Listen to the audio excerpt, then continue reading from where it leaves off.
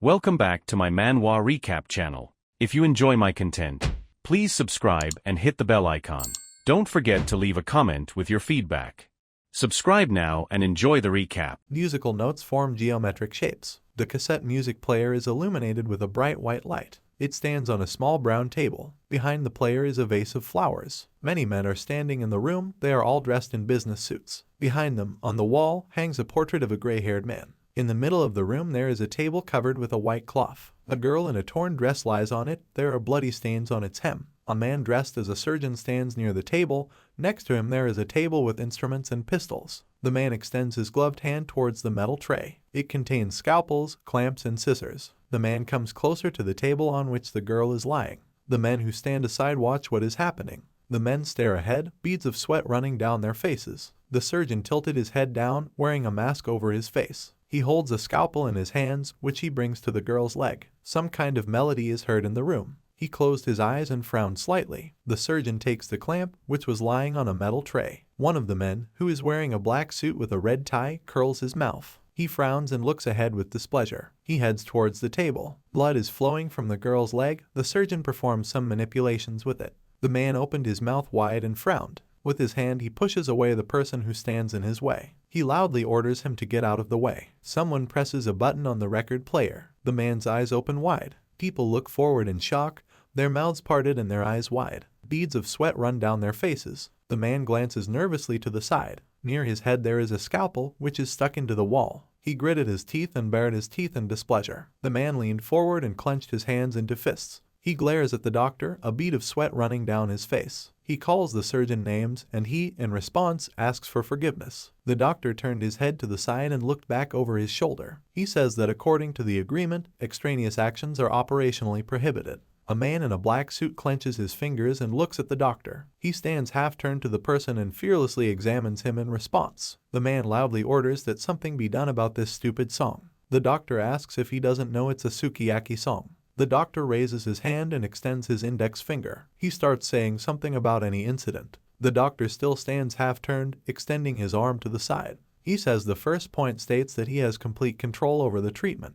The doctor glances sideways and frowns. He talks about what will happen if a man is against it. A gray-haired man sits in a chair. He is dressed in a red suit with a purple vest and a white shirt. With one hand he props up his cheek and with the other he leans on the armrest. The doctor looks at him. There is a bright flash behind the man's head. The doctor asks the man if they are canceling the operation. He looks forward intently, his eyebrows furrowed. The doctor examines him without taking his eyes off him. The other men look nervous, and one of them has a bead of sweat running down his cheek. A man in a red suit puts his hand to his forehead and exhales through his mouth. He lowered his chin slightly and closed his eyes. He placed his other hand on the armrest and opened his fingers. Near him are two people who are looking intently ahead. The man calls to let him play his favorite song. A man in a black suit with a red tie lowers his head down and looks from under his brows. At first he wanted to be indignant, and then he replied that he understood. The doctor closed his eyes and looked pleased. He says he thanks them for their understanding. The man put his index finger to his temple and looks forward. The doctor begins to say something. The melody comes from the player again. A doctor reports that someone says that background music improves surgical outcomes. The surgeon stands near the table with the girl and extends his hand in front of him. There is a bright white flash next to him. He says this song is his hobby. The men turn their heads towards the bright light. There is a shocked expression on their faces, their mouths are open, and drops of sweat flow down their foreheads. The doctor turned his head slightly to the side and glanced askance. A bright flash of light illuminates the space. It broke something. People break into the windows of the room. They enter through the windows. Broken glass scatters inside the room. Someone asks what's going on. The people who burst in hold weapons in their hands, which they point at people in black suits. They respond by holding pistols, which they point at their opponents. A man with a red tie asks who they are. A man with a machine gun fires several shots at people in black suits. Blood flows from the man's back. He flies back, waving his hand with the weapon. A bright flash from a shot appears near the muzzle of a machine gun. Some say they are the Kaladi family. A man arrives and shoots all the people in black suits who stand in front of him. A bright flash from the shots illuminates the space. Blood escapes from the wounds on the bodies of those shot. The man in the red suit gritted his teeth and bared his teeth. He looks away, brow furrowed. The man says they attacked the girl. A man with a red tie sits behind a cover. His mouth is wide open, beads of sweat running down his face. Next to him stands a blonde man who looks out from cover and holds a weapon in his hands. The man with the tie says that this is the one who attacked the girl. He also reveals that because of this, he and the boss ended up here. The man with the red tie continues to hide behind the table. He looks towards the doctor, who stands calmly in the middle of the madness that is happening around him. The man who is next to the man with the red tie falls back due to the fact that the bullet hit him directly in the forehead. Blood stains remain on the wall. The man with the red tie is surprised and says that they have already decided. The man furrowed his eyebrows and opened his eyes wide. A bead of sweat runs down his cheek. The doctor continues to hold the scalpel in his hand. He stands near the table with the girl and looks at her. He says that this is an operation. He finally managed to remove the bullet. There is a bullet in the clamp, drops of blood flowing from it. The doctor continues to perform the operation, holding his hands near the girl. There is complete chaos all around. Someone is lying in the window, someone is pointing a gun. The bullet falls into a metal plate. A man with a machine gun shoots towards the doctor. He looks ahead with wide open eyes. A metal tray with medical supplies falls near his hand. Scalpels and clamps fly in all directions. The man with the tie has his mouth wide open and looks towards the doctor. He stands near the table with his arms extended forward. The man calls the doctor an idiot and says now is not the time to do something like that. The doctor reaches for the gun with his gloved hand. He's about to pick it up off the table. He orders to take care of the girl. The surgeon is holding a gun in his hand, which is pointing at someone. The man with the red tie opens his mouth in bewilderment and looks forward with wide eyes. He makes a questioning sound out loud. The surgeon points the gun right at him. The doctor fires a shot. A bright flash appears near the barrel of the weapon. The man frowns in bewilderment and anger and grins. He closed his eyes, apparently in pain. A drop of sweat runs down the man's face. The man with the tie turns back, looking at the man's body, blood flowing from the wound. The doctor stands with a pistol from which a bullet has just been fired. The surgeon raised his hands to his head and is about to take off his medical cap. He says the man is, of course, right. The doctor looks to the side, opening his mouth slightly and showing his teeth. His bangs fall haphazardly across his face. He says now is not the time to do anything. The doctor raised his hand and waved it. There is a man in front of him. He flies back. The gun falls out of his hand. The scalpel hit the man's eye. Blood sprays in the air. The doctor looks at the fallen man. The surgeon is clutching a pistol in his hand, and he has raised the other one to waist level. A man with a red tie looks in shock at the fallen man. The doctor raised his index finger up and looks to the side. His mouth is slightly open, revealing his teeth. He says that the second point is that the treatment is always successful. The doctor stands with a gun in his hand. He points it at the people who burst into the room. A girl lies next to him, and armed people stand behind the surgeon. He asks not to be disturbed for this reason. The man in the red suit slightly hunched his shoulders and furrowed his brows. A bead of sweat runs down his cheek. He opened his mouth slightly, looking forward intently. The man turns to the doctor and asks if he could sort them out. The doctor continues to point the gun at people, and he extended his other hand up and shows 3 fingers. He says Clause 3 states that requests other than treatment will be denied. The young man glanced slightly sideways. He starts to say something. The doctor still holds the gun, his head slightly bowed. Behind him sits a man in a red suit and stands a man with a machine gun. The surgeon says that while they are here, it will be difficult to comply with the rules of the contract. The doctor extended his hand to the pistol, which lies on the table. He says something about the truth. The surgeon holds 2 weapons in his hands. He directs one of them towards the opponents and raises the second upward. He says he has no other choice. The man with the red tie and the other security guards stare forward. They look shocked, their mouths slightly open, beads of sweat running down their faces. The man in the red suit also looks surprised, looking ahead with wide eyes. People in gray suits look forward. They look angry and nervous. Their mouths are twisted in a grin, drops of sweat flow down their faces. The doctor holds both arms extended in front of him. They contain pistols, which he points at his opponents. They, in turn, do the same. Someone orders that the girl must be left and that she must aim at the doctor. One of the men is shot in the forehead and flies back, spraying blood. The other man looks at him in shock. The doctor extends his arms with pistols forward. He pursed his lips and furrowed his brows, looking forward intently. The surgeon fires many shots, and there are bright flashes near the pistols. Men in gray suits fall down and fly to the sides, struck by bullets in the head. The man in the red suit and his guards watch in amazement. Their mouths are open, drops of sweat are running down their faces. People twist in the air, spraying blood. A bullet casing falls near the man's leg. The floor nearby is covered with bloody stains. The man grits his teeth tightly and looks down with a stunned look. He begins to speak, but does not finish the sentence. He's probably amazed at how this happened. The doctor opened his mouth slightly and exhaled through his teeth. The doctor lowered his hand with the gun down. On the floor in the room lie the corpses of murdered men in gray suits. Someone asks how this is possible. The surgeon looks to the side. He tilted his head slightly. His bangs fall in his face, obstructing his view. He exhales noisily. The doctor puts a medical cap on his head. He also puts new gloves on his hands and looks to the side. He is wearing a medical mask over his face. He talks about eliminating factors that impede the conclusion of an agreement. The doctor spread his arms to the side, palms up. He is standing near the table with a girl. Nearby is a man with a red tie. He sits with his hand on his knee. The doctor turns to him and asks if he could turn on some music. The man with the tie agrees. The man walked up to the player and touched it with his hands, about to turn it on. Beads of sweat run down his face. He presses his finger on one of the buttons on the player. The surgeon raised his hands in front of him, palms up. The doctor, the guards and the man in red look towards the girl who is lying on the table. Music starts playing in the room. The doctor looks down, continuing to hold his hands in front of him. He says he will now continue removing the foreign body from the hip. The yellow-walled hallway has many lamps and a red carpet. A man sits near the bed where the girl lies. He put his hand on her head and the other on her stomach. The man looks sad and worried. He glanced slightly to the side and opened his mouth slightly. The man says words of gratitude to Dr. Nagi. A young man stands near the wall, leaning on it.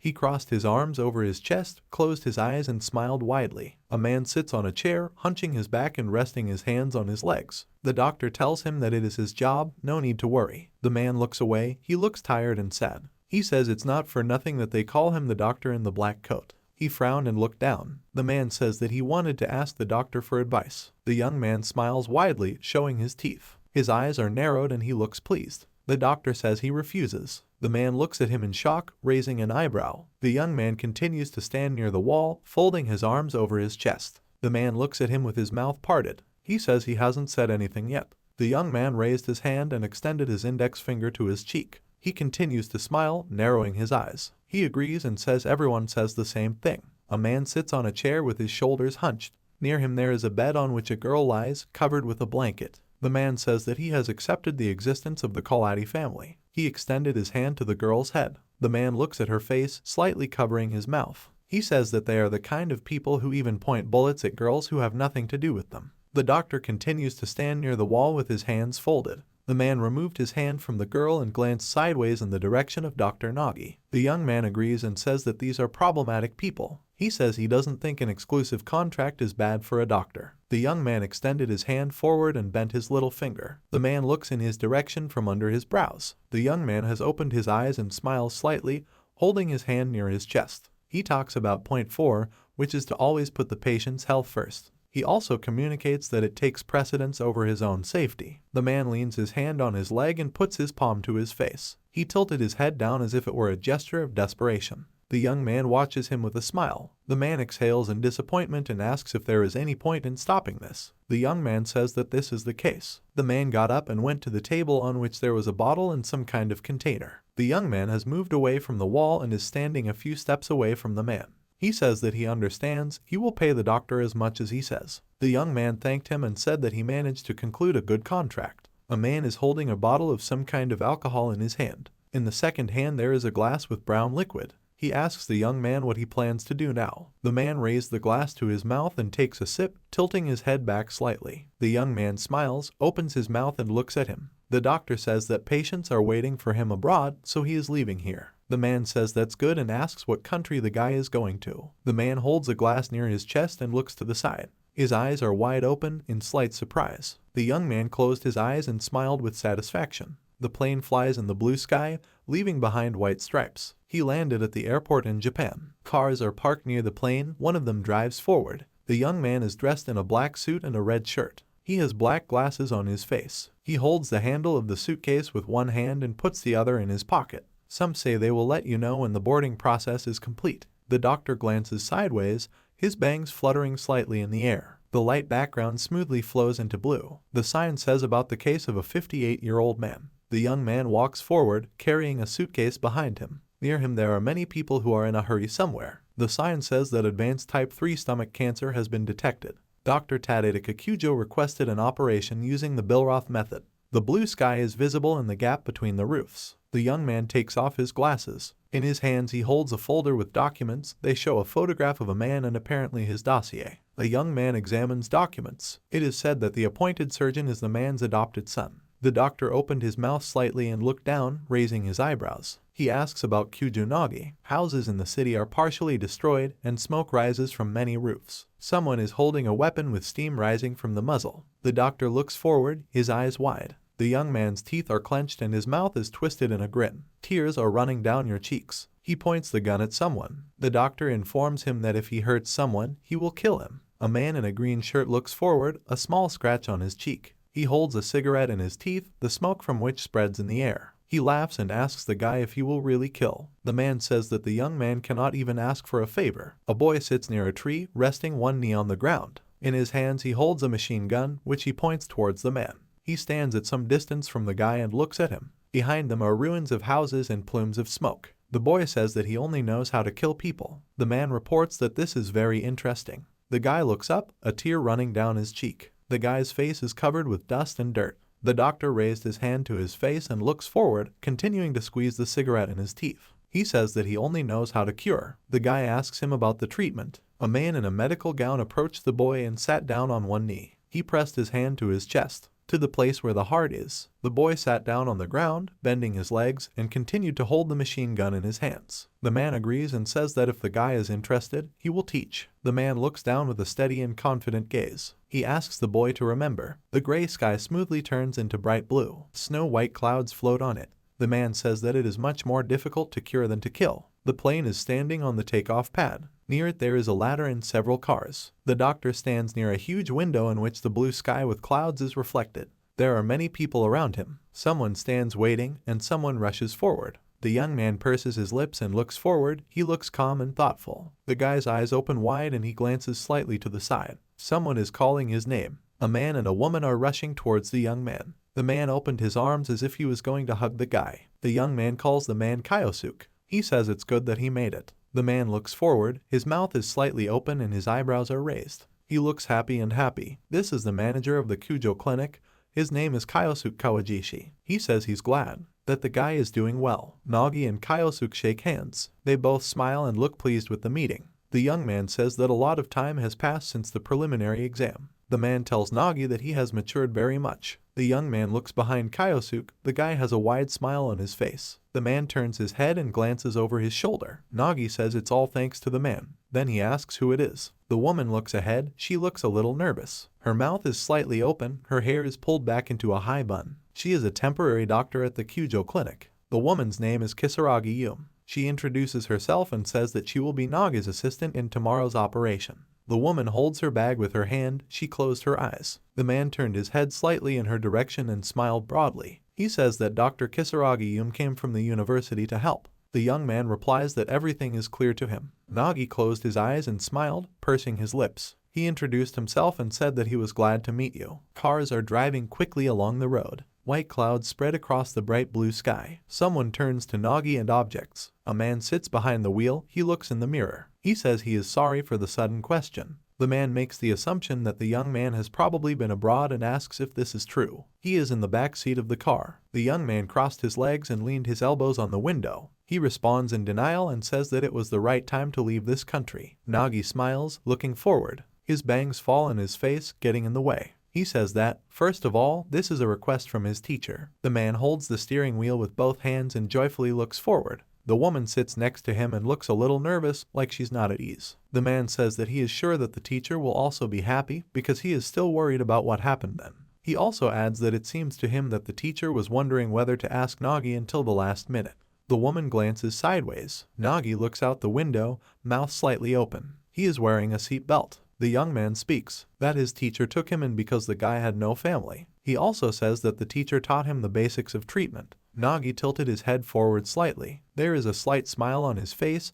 The young man looks out the window. He says he feels lucky to have the opportunity to repay that kindness. The woman opened her mouth and glanced sideways at the young man. He looked surprised and looked at Kisaragi Yum. She asks Nagi what his specialty is. The young man raised his hand to his face and grabbed his chin with 2 fingers. The woman turned her head back and opened her mouth in surprise, looking at the guy. The young man asks about his specialty and says that he has the most experience working with TFC.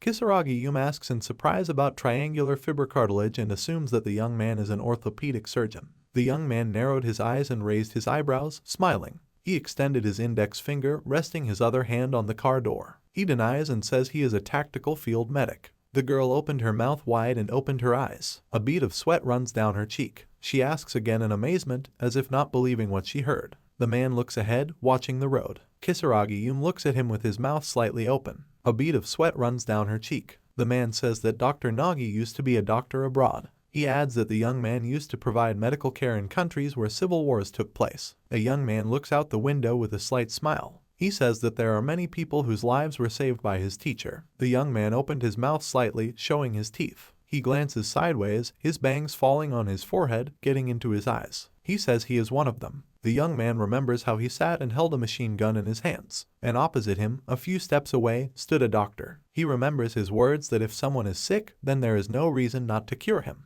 Nagi also remembers the man's words about himself and the other children. He looks at the doctor, lowering the machine gun down. Little Naga's mouth is slightly open and his eyes are wide. The teacher says that everyone has the right to treatment. The young man lowered his head and closed his eyes. He pressed his lips tightly together, his brows furrowing slightly. He remembers the man saying that it was truly a terrible injury. He also spoke that he is looking forward to the opportunity to cure her. The car drives forward. Near it there is a multi-story building and benches near a tree. The young man glances sideways, his eyes wide. Nagi pressed himself against the window, his mouth open. The man driving is also looking in this direction. He asks in surprise what it is. A huge column of bright smoke and fire bursts out from the windows of the building. He rises high up. A young man gets out of the car, holding the door with his hand. At some distance, there are several more people watching the incident. Nagi looks forward with wide eyes. His eyes reflect the fire that burns inside the building. The young man continues to hold the door with his hand. He lowered the other one down and clenched it into a fist.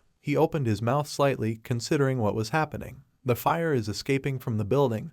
It has already reached the fence that encloses the pedestrian path and highway. Many people gathered nearby and watched. A tablet with hieroglyphs stands in the middle of the room. Below is a composition of white flowers. This is Kyujo Tadaki's funeral plaque. The man is depicted in the portrait. He looks forward intently, frowning. He has a small beard and mustache. The portrait is among white flowers with a yellow core. A young man is sitting on a chair. He arched his back, leaning on his legs. In one hand he holds a glass of brown drink. Near Naga there is a bottle of alcohol. He looks ahead, brow furrowed. His bangs fall down, covering his eyes. A young man sits opposite a portrait of a man. Below it is a table with candles, 2 flowers and some accessories. There is a coffin behind the table. The young man turned his head slightly to the side. Someone comes into the room and asks the young man if he is okay. Kisaragi-Yum parted her mouth and frowned sympathetically. She says that you should not drink alcohol in the presence of a teacher. The young man does not look in her direction. He continues to sit with his shoulders hunched. Nagi says that dead people can't drink. He also reports that he doubts the teacher would mind him drinking alcohol instead. The woman frowned and looked ahead with displeasure. She shouts at the guy with obvious displeasure. Kyosuke Kawajishi enters the room and looks at what is happening. Kisaragi-Yum turned back and looked at the man, her hands clenched into fists. Nagi didn't react to the man's appearance. Kyosuke Kawajishi turns to Kisaragi-Yum and asks her to wait. The man has his mouth slightly open and looks forward in shock. His eyebrows are raised and his eyes are wide open. On the floor near the young man's feet there is a bottle that shimmers with green and brown colors. Kyosuke Kawajishi asks if this is Dr. Kyujo's sake. The young man continues to hold a glass of drink in his hands. He turned his head slightly to the side, looking at the man. He raised his hand to his face, lifting his glasses. He turns to Nagi and asks him if he went to his house. He agrees and says that he used to be there often. The young man raised his head and looked to the side. He holds out his hand with the paper. Nagi addresses Kyosuke Kawajishi by his first name. Kyosuke Kawajishi looks forward, his eyes wide and his mouth slightly open. Kisaragi-Yum stands next to him. There is a piece of paper in front of them. Kyosuke Kawajishi asks if this is a suicide note.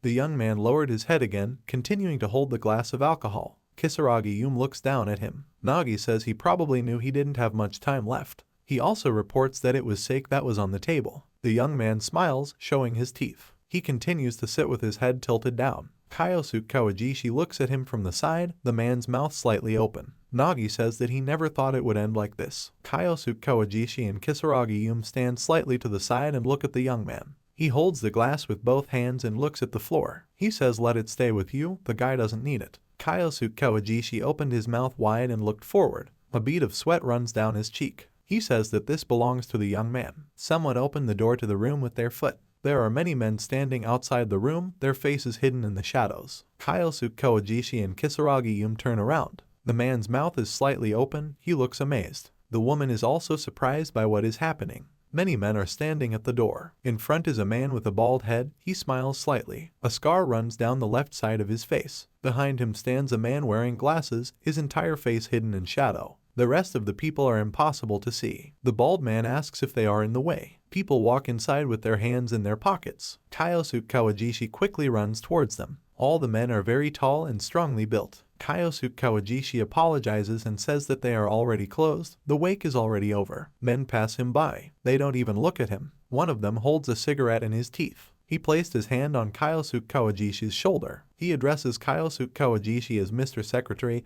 and tells him not to be so strict. The men go inside. The man with glasses goes to the coffin. The rest remain a little behind, inspecting the room in which they are located. Nagi does not react in any way to those who entered, continuing to sit and look down. The bespectacled man says that they heard the news and came to light the incense, although a little late.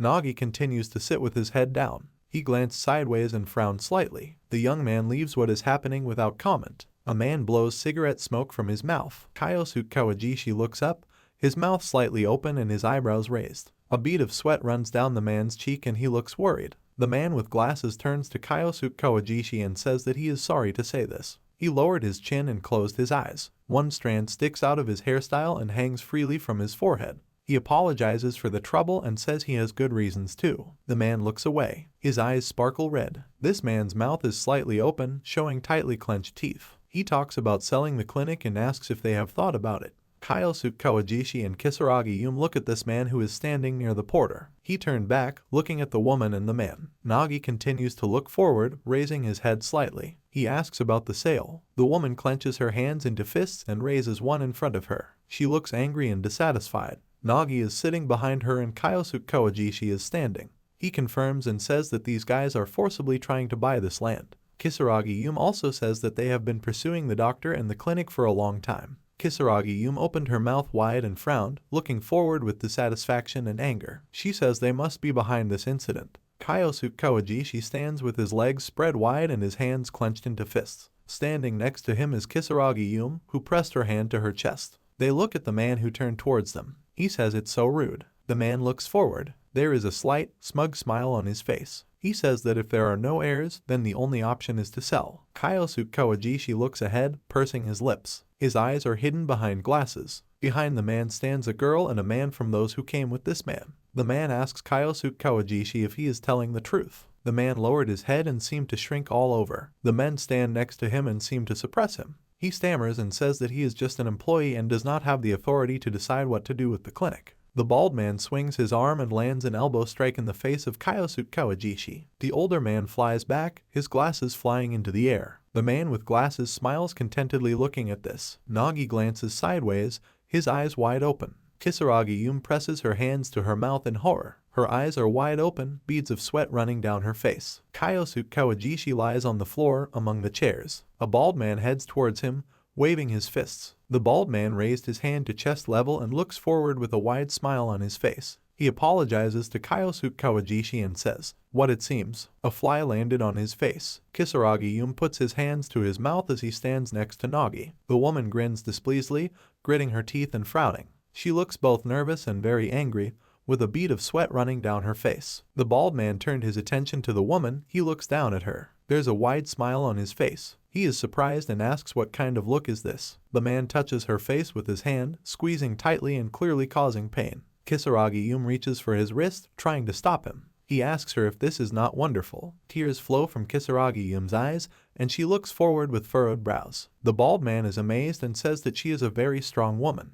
Nagi gets his attention and asks if he can chat with him for a bit. The bald man seemed to have just noticed him. He looks ahead in bewilderment. The man makes a questioning sound as he asks again. The bald man's face is distorted, his eyes look in different directions. A bright blue flash flashes in front of his face. The bald man falls down, drool flowing from his mouth. The man's tie rises into the air. Nagi stands next to the fallen man. He clenches one hand into a fist and holds the other slightly to the side. The young man stands half-turned, with his arms extended along his body. A bald man lies on the floor, a bead of sweat running down his cheek. Nagi groans and asks for forgiveness. The young man looks down, his mouth is slightly open, he smiles slightly. The bangs fall over the guy's face, covering his eyes. He says it looks like a fly landed on the man's face. Kyosuke Kawajishi raised his head off the floor, looking forward. A trickle of blood flows from the corner of his lips. The girl turned her head to the side and opened her mouth slightly, a drop of sweat running down her face. The man with glasses put his hand to his face and slightly tilted his head forward. He adjusts his glasses with one finger. He marvels out loud. A man stands near the table and claps his hands. Nagi looks at him from a few steps away. The man says that this is impressive. The guy took him by surprise. He also says it was just one hit. The man looks at the young man from under his brows. He furrows his brows slightly in confusion. The man asks Naga who he is. A young man holds a glass of sake and an ice cube in his hand. He brings it to his mouth and throws his head back, drinking it in one gulp. A young man swallows a drink. The man in glasses watches this with pursed lips. A young man stands near a chair. He lowered his hands with the glass down. Nagi begins to say something to himself. The young man lowered his head and pursed his lips. Kyosuke Kawajishi rose to his feet, Kisaragi holding his hand. Nagi stands with his arms stretched out along his body and looks from under his brows at the man with glasses. The young man says that from today he has been appointed director of the Cuds Clinic. The young man looks forward with his mouth parted. He frowns and looks unhappy and angry. He introduces himself and says that they will know each other. The man with glasses smiles, looking forward, his eyebrows slightly arched. He says that he thanks the young man and it is mutual. The man with the red tie raised his hand up, drawing attention to himself. There are several other people standing next to him. Kyosuke Kawajishi and Kisaraga stand surrounded by people who don't look very friendly. Nagi has clenched his hands into fists and stands in the middle of the men who have surrounded him. The young man tilted his head forward and looked to the side, his mouth parted. He asks people if this is how the Yakuza behave. A man with a red tie and glasses raised his hand to his face. He adjusts his glasses on the bridge of his nose, tilting his head down slightly. He says that they are not children, they cannot just retreat. The young man tilted his head down, his eyes hidden by his bangs. He says that everything is clear to him, he hates barbarism. Nagi raised his head and looked directly at the Protivnik. There is a slight smile on his face. He says it's good that they got the point across quickly. A man in a gray-green shirt raises his fist, about to hit the guy. The man's mouth is wide open and his eyebrows are furrowed. Behind him there are two people watching what is happening. The man asks Naga what he is talking about. The young man looks forward through his bangs. His eyebrows are furrowed and his gaze looks furious. The young man raises his leg and strikes the man. Kyosuke Kawajishi and Kisaragi open their mouths wide, looking forward. They look shocked by what's happening, beads of sweat running down their faces. The man opened his mouth wide, showing his teeth. A trickle of blood comes out of his mouth. He exhales noisily. The young man puts his foot down, looking at the men who are approaching him. Someone is holding a chair in their hand, someone is just about to attack. The defeated opponent falls to the floor, flailing his limbs. Someone screams loudly, calling the guy names. The young man turns back, his hair flying in the air. A man in a purple shirt is about to stab a young man. However, Nagi goes down and trips him. Behind the young man stands a man with a knife in his hand. Nagi looks forward, his eyebrows furrowed. The young man makes a special grab, neutralizing the enemy with edged weapons. He holds him by the shoulder, placing his feet in a certain position. The man's eyes are wide open, beads of sweat running down his forehead. Nagi lifted the man into the air, holding him on top of him. Drops of sweat run down the opponent's face. It makes a strange sound. The young man throws the man to the floor. The opponent swings their legs into the air, landing. He makes a strangled sound, similar to a cough. The man looks like a young man. He holds a stick in his hands, baring his teeth and frowning. Nagi turned his head to the side and glanced sideways behind him. The man looks forward, a bead of sweat running down his cheek. He clenched his teeth tightly and furrowed his brows. Nagi squeezes the man's hand with his own. He clearly did not expect such a turn. A young man stands behind a man and holds his hand. Drops of sweat run down the man's face. He opens his mouth and looks to the side, his eyes wide. Nagi continues to hold the man's hand. He tries to escape from the grip. He raises his hand, preparing to strike. The man orders the young man to let him go. The man looks forward in shock, his eyes wide. A drop of sweat runs down your cheek. The young man grabbed the man by the neck and held his hand in a grip. Nagi knocked his opponent to the floor. Kyosuke Kawajishi and Kisaragi look on. Their mouths are wide open, beads of sweat running down their faces. The man with glasses tilted his head slightly to the side and looks forward, pursing his lips. The young man leaned forward, waving his hand in the air. He dropped his opponent to the floor, who swung his legs in the air. The landing was clearly not the softest. A young man stands with his feet shoulder width apart. He stretched his hands down and opened his mouth. The young man glances sideways, his mouth slightly open. He turns to someone and asks what he needs. The young man stares ahead, his eyebrows slightly furrowed.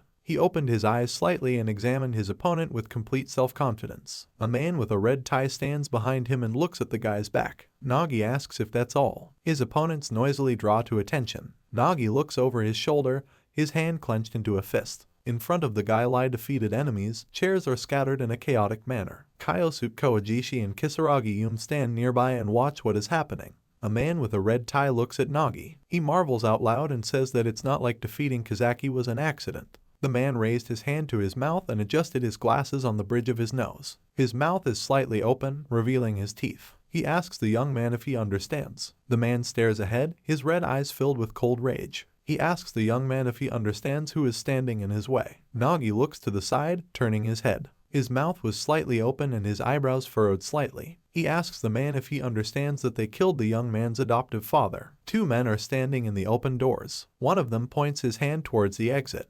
He says that there is a commotion outside and urges him to leave the guy. A man with glasses looks to the side, his eyes hidden behind his glasses. He tuts displeasantly and agrees. The young man looks towards the man who is moving away. He looks at Nagi, a small smile on the man's face. He turns to the guy and says that he will remember his name. The man smiles, showing perfectly straight and white teeth. A strand of hair goes down, giving his appearance a special twist. This man is the leader of the Seishinkai. His name is Satagawa Toru. The man introduces himself and says that he hopes to see Nagi again someday. The young man looks after the leaving men. Baldy is being held by his comrades, helping to go. The figure of Satagawa Toru seems to glow. He stands out among all the others. Nagi looks to the side, his eyes wide and eyebrows raised. Behind him stands a woman who looks at the young man with displeasure. Her mouth is slightly open, and beads of sweat are running down her face. The woman calls the guy and asks him who he is. A young man is holding his jacket in his hands. Behind him stands Kyosuke Kowajishi and Kisaragi Yume, their hands clenched into fists. The woman looks unhappy, her mouth is wide open. The young man says that it doesn't matter, he's just a doctor who didn't have time for the planned operation. Kisaragi Yume says that's not what she's talking about, she's talking about what Nagi did to those guys. Kyosuke Kowajishi looks forward, his eyes wide. Something makes a loud noise, as if there was a message. The man raised the phone to his ear and slightly tilted his head down. He introduces himself and asks Keed what happened. The man opened his eyes wide. A bead of sweat runs down his cheek. He loudly asks the caller about something. Nagi and Kisaragi Yume look at the man with identical expressions. The man asks about Managi and says that he understands. Kyosuke Kowajishi says that they will be there soon and asks Keed to go to the scene. Nagi looks to the side, his eyebrows are furrowed. He opened his mouth slightly, showing his teeth. The young man asks Kyosuke Kowajishi what happened. The man looks forward, lower the phone down. Beads of sweat are running down his face and she looks worried. He says a patient called who is visiting their hospital. Kisaragi Yume stares ahead, her brows furrowed slightly. She looks surprised. The young man looks forward, his eyes wide and eyebrows raised. Kyosuke Kowajishi says his condition suddenly worsened. Kyosuke Kowajishi tilted his head down and opened his mouth, looking worried. The young man asks the man to tell him the address. Kyosuke Kowajishi asks Nagi about this. The young man pulls his tie away from his neck. He tilted his chin down and opened his mouth slightly. He says he will go there. Kyosuke Kowajishi spread his arms out to the sides in outrage, his mouth hanging open. The young man and Kisaragi Yume stand opposite the man and look at him. Kyosuke Kowajishi asks the young man what he is talking about. He says that the young man should be next to Director Kyujo. The man looks forward with his mouth slightly open. He opened his eyes wide and raised his eyebrows. The young man walks forward, he rolls up his shirt sleeves. Kisaragi Yume looks at the guy's back with a surprised expression on his face. Kyosuke Kowajishi stands behind the woman and also looks towards Nagi. The young man says that the patient always comes first. The young man hunched his shoulders slightly. He says that, fortunately, he has nothing to do. Kyosuke Kowajishi looks forward with his mouth slightly open. He opened his eyes wide and raised his eyebrows. A bead of sweat runs down his cheek. The man turns to Nagi and is about to tell him something. The woman turns her head towards Kyosuke Kowajishi. She parted her mouth and frowned. The woman says that she will go too. Kisaragi Yume turned her head back and opened her mouth wide. He raised his eyebrows in confusion. He says that they can't just let Dr. Kyujo go. Kisaragi Yume runs after the young man. Kyosuke Kowajishi looks after her. Nagi puts one hand in his pocket and heads towards the exit. Kisaragi tells the young man to wait for her. The bright moon speaks in the sky, illuminating the street. There are lights on in some of the windows of the house. A young man and woman stand in the doorway. Nagi touches the door frame and looks inside. The girl looks forward with her mouth wide open. She asks someone if he is okay. Kisaragi-Yume looks forward, her eyes wide. The woman opened her mouth looking forward. A bead of sweat runs down her face. A girl in a medical uniform sits on the floor. An unconscious girl lies in front of her. She is wearing short shorts and a light white t-shirt. A girl in medical clothes looks in surprise towards the door. She makes some sound. The girl smiles widely and looks forward, her eyebrows slightly raised. She pronounces the name Kisaragi-Yume. This girl is the head nurse of the Kyujo clinic. Her name is Afuna Kid. The young man looks forward, his lips pursed. He looks thoughtful and calm. Someone breathes noisily and asks who it is. The young man goes inside the room. His hands are clenched into fists. Kisaragi-Yume sat down on the floor next to the girls. The nurse looks at Kisaragi-Yume with a slight smile. Kisaragi-Yume turns to the girl and asks her to leave it to her. The head nurse agrees with her. The young man looks forward. He looked a little surprised. He pursed his lips and rolled his eyes. On the table there is a tray with various food. There are also wooden chopsticks with a stand in the shape of a pink cat. The young man squinted his eyes to the side and frowned slightly. Nagi stands in the doorway and looks forward, his hands clenched into fists. There is some oblong object on the table. It looks like a flask with something inside. The girl lies on the floor. Her eyes are closed and her mouth is slightly open. Kisaragi-Yume holds the girl's wrist and looks at her face. She says her blood pressure and pulse are fine, but for some reason she is unconscious. Kisaragi-Yume looks forward, a bead of sweat running down her cheek. The woman talks about what can be concluded, given the cause of loss of consciousness. The young man approached the girls and looked down at them. His mouth is slightly open and his eyebrows are raised. The girls glance sideways in his direction. The nurse looks a little nervous. The young man turns to them and tells them to move away. Kisaragi-Yume opened her mouth wide and furrowed her brows, looking displeased. The woman looks at the young man with a furious and indignant gaze. She calls on the young man to wait. The young man looks down, his lips pursed. The bangs fall onto the young man's face, getting in the way and getting into his eyes. He inserted 2 fingers into the girl's mouth, tears flowing from her eyes. The girl's face turned red.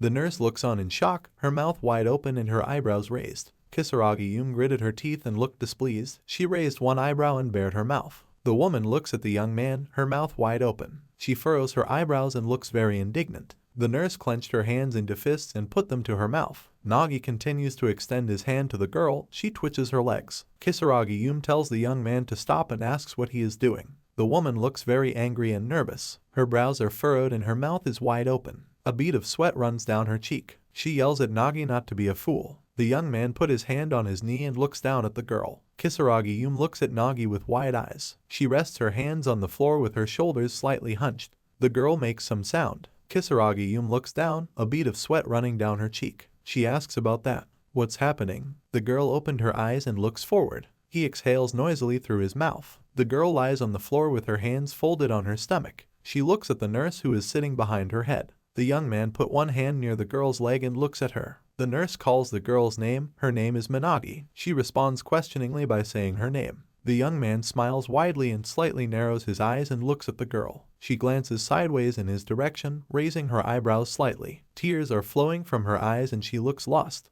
The young man says that he is pleased to meet you and says his name. The young man extends his hand towards the girl. He has a shocked expression on his face, his mouth wide open and his eyebrows raised. The girl leans on her elbows and tries to get up. She starts saying something to herself. The young man says that it is better for her not to get up. The girl lay back on the floor and glanced sideways at the young man. The nurse leans her hands on the floor and looks at Nagi. Kisaragi-Yume is next to the girl. The young man turns to the head nurse and asks if they have a glucose IV. The girl asks again and says that there is a bottle for diagnostics at home. The young man has his mouth wide open and looks to the side. His brows furrow and his head frowns slightly. The young man says that Managi has hypoglycemia and there is a possibility that this condition will persist. He also encourages them to start by installing the correct IV. The nurse rose to her feet and clenched her hands into fists. She raised one to her chest and looked at the young man with her mouth wide open. She says she understood him. The young man looks a little perplexed as the nurse runs away from the room. Kisaragi-Yume glances sideways in the same direction as the young man.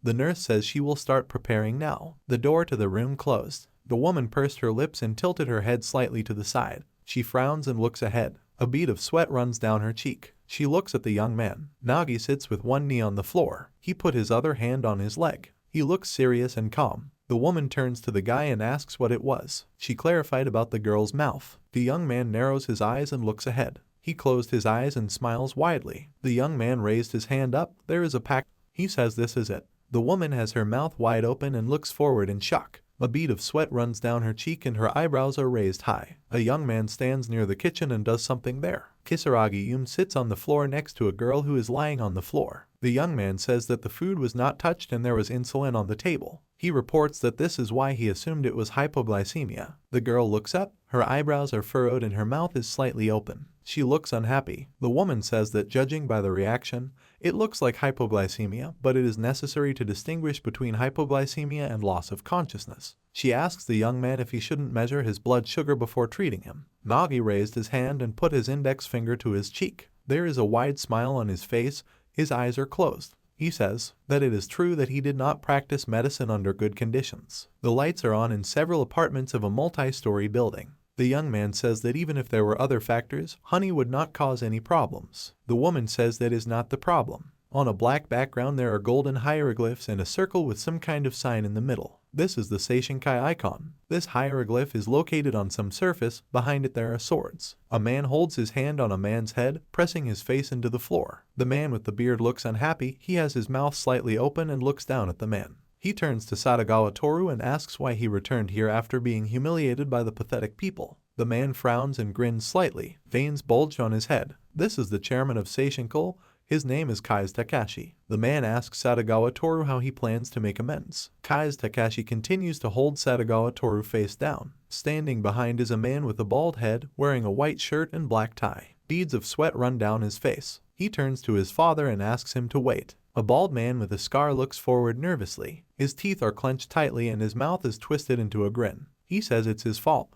The man screams loudly and calls for Kazaki. Sadagawa Toru leans his hand on the table and tries to catch his breath. He tilted his head down, hunching his back. He says the bald man needs to shut up. Sadagawa Toru tilted his head down and turned it slightly to the side. A trickle of blood flows from his nose. He turns to the bald man with the scar and tells him not to embarrass him further. The man looks at Sadagawa Toru's back, a bead of sweat running down the bald man's head. He addresses Sadagawa Toru, calling him bro. Sadagawa Toru wipes away the blood with the back of his hand, looking forward intently. Kai's Takashi glances sideways, mouth parted. He frowns and looks unhappy. The man turns to Sadagawa Toru and tells him to take the younger one with him and finish this job. Sadagawa Toru sits on the sofa with his hands on his legs. Kai's Takashi smokes cigarettes, blowing white smoke around the room. He asks Sadagawa Toru how long they are going to be busy with this clinic. Sadagawa Toru addresses the man, calling him chairman. He looks to the side, his mouth parted and his eyebrows furrowed. He thanks you for your kind words and says that if rumors spread, the police will intervene. Sadagawa Toru glances sideways,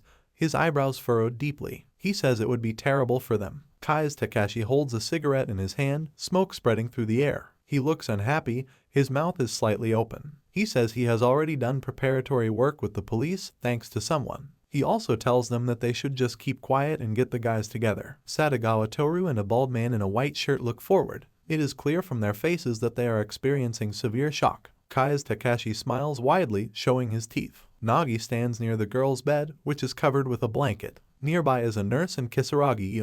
The head nurse is holding an IV cord. The man says that tomorrow this land will be theirs. The white sign says this is Kyujo Clinic. Near it there are restrictive cones. The window of the building is broken and yellow tape has been placed in its place. The girl's name and surname are written on the door. She lies on the bed, her eyes are closed. The girl looks calm and serene in her sleep. Minagi's hair was scattered across the pillow. The head nurse pulled back the pink curtain and looked inside the room. Kisaragi raised his hand to his face and rubbed his finger on his chin. Looks to the side, slightly frowning his eyebrows. The woman looks thoughtful. She asks if this is type 1 diabetes. The nurse tilted her head down slightly, her mouth slightly open. She agrees that she has only recently started taking insulin. The young man is wearing a dark shirt with vertical stripes. He tilted his chin down slightly, pursing his lips. He frowned slightly and looks down. The young man folded his arms across his chest and leaned against the wall. He looks at Kisaragi, who put her hands in her pockets. The nurse stands nearby and presses a pink tablet to her chest. The young man says that recommendations on the use of insulin are again needed. He also encourages you to just wait. It is reported that there are days when diabetic patients cannot eat enough food due to infection, etc., and blood sugar levels are easily disturbed. There are people at the end of the clinic corridor. They are hidden in the shadows. A young man stands on shards of glass. Nagi stares ahead, his lips pursed. He looks calm. Behind his shoulder is Kisaragi-Yume, who is also carefully examining what is in front of them. A nurse stands behind the woman, looking surprised. Kisaragi-Yume opens her mouth and looks forward, her eyes wide. The young man nearby also looks surprised. The woman says it's terrible. Nagas and girls stand near the part of the department that burned down. All the walls were burnt, the ceiling was collapsing. Everything is covered in soot and looks destroyed. The young man says that it is a miracle that the hospital bed was not hit. The woman agrees with the young man. Nagi turned his head to the side and looked with wide eyes. His mouth is slightly open, he looks surprised. Nagi asks if it would be better to do the inspection outside. Kisaragi-Yume twisted her mouth and looked forward from under her brows. She arched her eyebrows in confusion. She makes a questioning sound. The young man turned away from the girl. Her eyes were closed. He smiles slightly, mouth slightly open. Standing behind him is Kisaragi-Yume. She has her hands in her pockets and looks unhappy. A nurse stands behind her, looking ahead in bewilderment, clutching a tablet to her. The woman asks the young man if he plans to put up a tent. The young man agrees and says that if there was a tent, it would be even better. The woman frowns and looks ahead. A young man and girls look towards the man. He brought a box, which he placed on the counter. Kyosuke Kawajishi turns to Nagi and says that this is probably impossible in Japan. Kyosuke Kawajishi stands with his back to the young man and the girl. The man is wearing a dark vest and white shirt. He opened his mouth slightly, exhaling noisily. The young man looks at the man with his hand outstretched. He asks Kyosuke Kawajishi if he is okay. He answers that he can't rest. Kyosuke Kawajishi stands behind the counter with a box in front of him. The young man put one hand in his pocket and extended the other down. Behind him stands Kisaragi-Yume and the head nurse. Kyosuke Kawajishi says something about this situation. The sofas in the reception area are covered in soot and partially burnt. The glass is broken, the walls are covered with black stains. The doorway is empty, the ceiling is falling down. The young man turned to the girls. They stand in the middle of a destroyed and burnt room. Nagi says he agrees. He calls for using the treatment room. The woman says she thinks this is the only option. The young man looks ahead at Kyosuke Kawajishi with a nurse standing next to him. Kisaragi-Yume stands behind them. The young man raised his hand up and extended his index finger. The man says that they will help organize everything. The nurse briefly agrees. A woman looks at the back of a young man's head. A bead of sweat runs down her face. Kisaragi-Yume looks at the young man's back, her mouth slightly open. She turns to Nagi and asks who he really is. The young man squatted down and extended his hand towards a fragment of something. He rested his other hand on his knee. The woman stands behind him with her hands in her pockets. The young man reports that he already says that he is just a doctor. The woman says that this is impossible, the doctor will never get into a fight with the Yakuza. The young man closed his eyes, squinting slightly. He laughs rather briefly. The young man continues to squat near the counter. The woman stands a few steps away from him. The young man says that he used to live in a dangerous area, so he was used to such people. The woman raised her hand to her head and tucks her hair behind her ear. She tilted her head down slightly. Her mouth was slightly open and her eyes were closed. She says she probably won't answer. The girl looks forward, her eyebrows furrowed slightly. She says that you should not underestimate them. They will definitely take revenge on you. The young man grabbed the piece of wood with his hand and lifted it from the floor. Nagi slightly opened his mouth. His bangs fell on his face, reaching almost to his lips. He asks the woman if this is necessary. There are several men in the background of the Seishinkai sign. Red blood stains spread across the sign. A man with glasses stands in front. Behind him is a bald man with a scar and other people. Kyosuke Kawajishi looks ahead, a bandage stuck on his cheek. Some say that Seishinkaya is an organization that has achieved success despite all the difficulties. Kyosuke Kawajishi adds that they are definitely not the kind of people who will quietly retreat like that. The young man raised his hand to his face and grabbed his chin with 2 fingers. He slightly tilted his head down and looked carefully somewhere. He looks thoughtful. Nagi says he understands everything. The young man opened his mouth slightly. He continued to look down. He says that then they have something to discuss. Kisaragi-Yume opened her eyes wide and raised one eyebrow. She looks ahead in surprise and gives into a silent question. The young man heads forward, one arm extended to the side. Kisaragi-Yume looks at Nagi's back. She tells him to stop and asks where he is going. The young man lowered his hand down. He says he just remembered something. He asks the woman to take care of Managi. The woman stands behind the young man. She stretched her arms along her body. Her mouth slightly open. Yume Kisaragi looks surprised. The young man walked out of the clinic. He stretched his arms along his body, clenching them into fists. Behind him is a broken window covered with yellow tape. The young man says that is true. Nagi looks away, his eyebrows furrowed. He says there was a possibility that they would show up at any minute. The young man is holding a pistol in his hand, which he has just taken out of his jacket. He says that if this is so, then something will happen. The young man clutches a weapon in his hand, which he points downwards. Nagi opened his mouth slightly and narrowed his eyes slightly. He says it looks like they need a little fireworks display. Kyosuke Kowajishi and Kisaragi Yume stand next to each other. The man glances sideways at the girl. She looks the other way, beads of sweat running down her face. Broken glass scatters in the air. Several people are standing on the street, looking anxiously to the side. Someone talks about the sound and asks if it's really gunshots. People look scared, their mouths are open and they are looking in one direction. People watch from their balconies, trying to figure out the reason. Someone asks about this happening again. Someone says that it is in the same place where the explosion occurred yesterday. Kisaragi Yume runs forward, her hands clenched into fists. Drops of sweat flow down the girl's face. He opened his mouth wide and frowned. Kyosuke Kowajishi follows the girl, his face expressing fear. The woman asks what is happening this time. Kyosuke Kowajishi turns to the Agi and asks if he is okay. A young man is sitting near some object. Putting your hand on it. He frowns and looks ahead. Kisaragi Yume looks at the guy. He says that he is fine and asks not to worry. The young man looks forward, his mouth slightly open. He furrowed his eyebrows, his bangs falling into the boy's face. Nagi talks about this shot. He asks if they shouldn't call the police. The young man tilted his head down slightly, looking intently ahead. Kyosuke Kowajishi holds the phone in his hand. The man's mouth is wide open. A bead of sweat runs down his face. The nurse stands nearby and looks worriedly at Kyosuke Kowajishi. The man loses it and says they are right, he will call them right away. People are watching closely and anxiously what is happening. Their mouths are slightly open and their eyes are wide open. Kisaragi Yume is standing on the street. She leans forward slightly.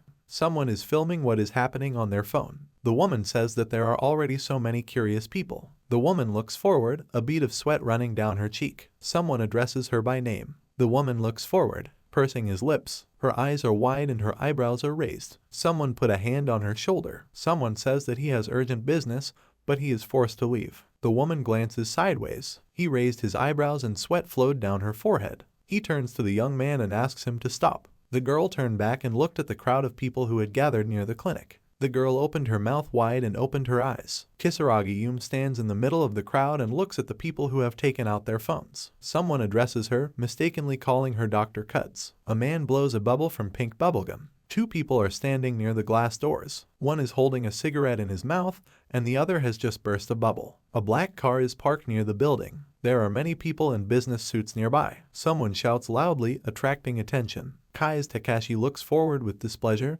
his eyebrows furrowed. Veins bulged on his bald head. He asks what happened to Satagawa Toru. Kai's Takashi looks at the man in the sand-colored jacket. He looks away, a drop of sweat running down his forehead. He says it looks like the cops came to that clinic. Kai's Takashi asks again and says that if it was a bomb, they would have achieved their goal. The man asks why they are doing this. Kai's Takashi is sitting at a table with a man in a sand suit standing in front of him. Two more people are sitting on the sofas and there is another one a little to the side. The man says he doesn't know, but as soon as the cops leave, he'll go right away. Someone starts knocking. The knocking on the door becomes more insistent. Kai's Takashi opened his mouth wide, his brows furrowed. He asks what's going on there. A man in a red shirt and purple trousers stands near the door. The knocking continues on the door. Human, who stands outside the door, turns to the chairman and says that he needs to say something. Kai's Takashi frowned deeply and looked ahead. He looks unhappy. A man in a sand-colored suit clenches his hands and looks towards the door. Kai's Takashi looks forward displeasedly,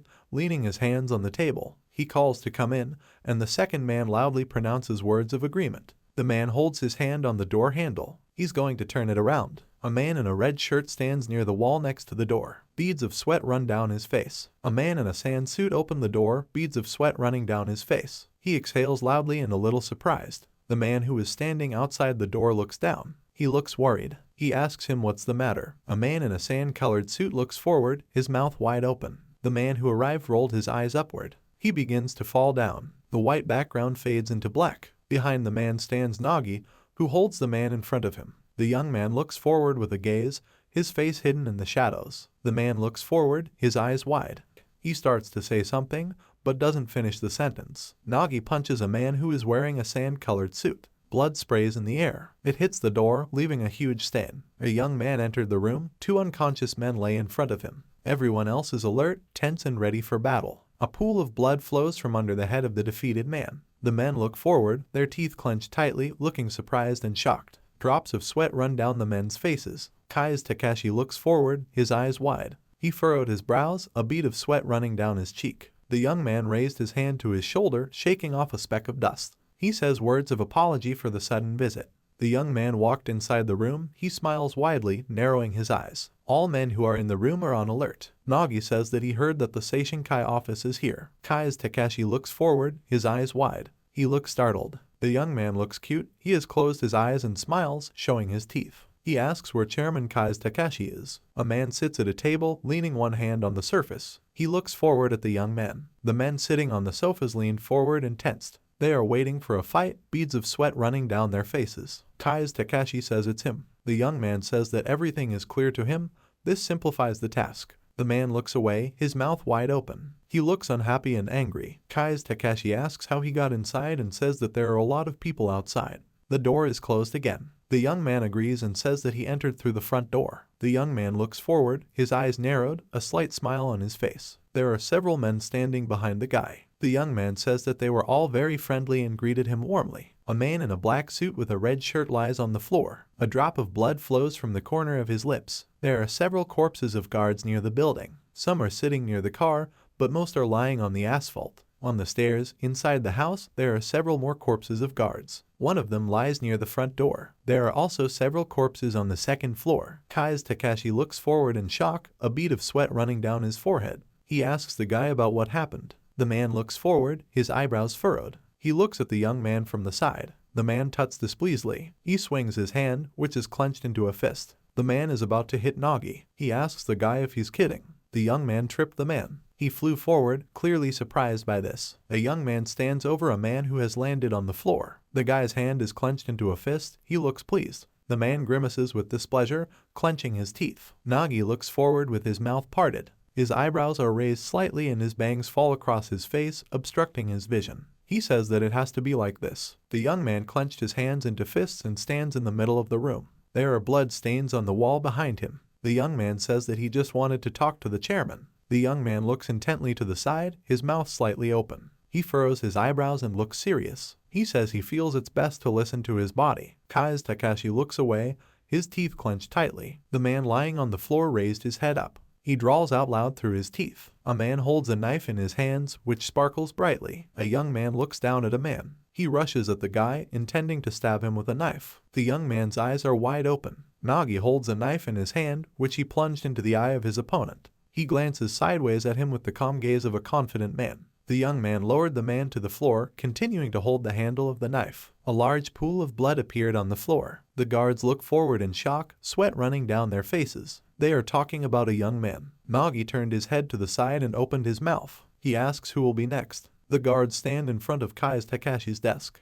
They are going to protect their leader. A man in a green suit reaches his hand behind his back. There is a sword there. The young man turned his head slightly to the side. He pursed his lips. The young man glances sideways, shadows under his eyes. A man in a green suit strikes a young man. Nagi dodges, ducking down. The young man pulls a knife from the previous opponent's eye. Nagi frowned, looking forward. His bangs flutter in the air. A man in a green suit swings a sword. The young man quickly cuts his throat. A man in a black suit holds a pistol in his hands. He aims it at Nagi's back. The man stands up loudly, calling the guy names. He turned his head to the side, opening his mouth slightly. His eyes are wide and he looks slightly surprised. The man leans to the side. In his shoulder is the knife that the young man threw. Blood spurts from the man's shoulder. He clenches his teeth tightly and looks down, beads of sweat running down his face. He continues to hold the gun in his hand. The men swear out loud. The young man extends his hand forward, his lips pursed tightly and his brows slightly furrowed. The man looks forward, his face covered with many wrinkles. A bead of sweat runs down his cheek, his eyes wide.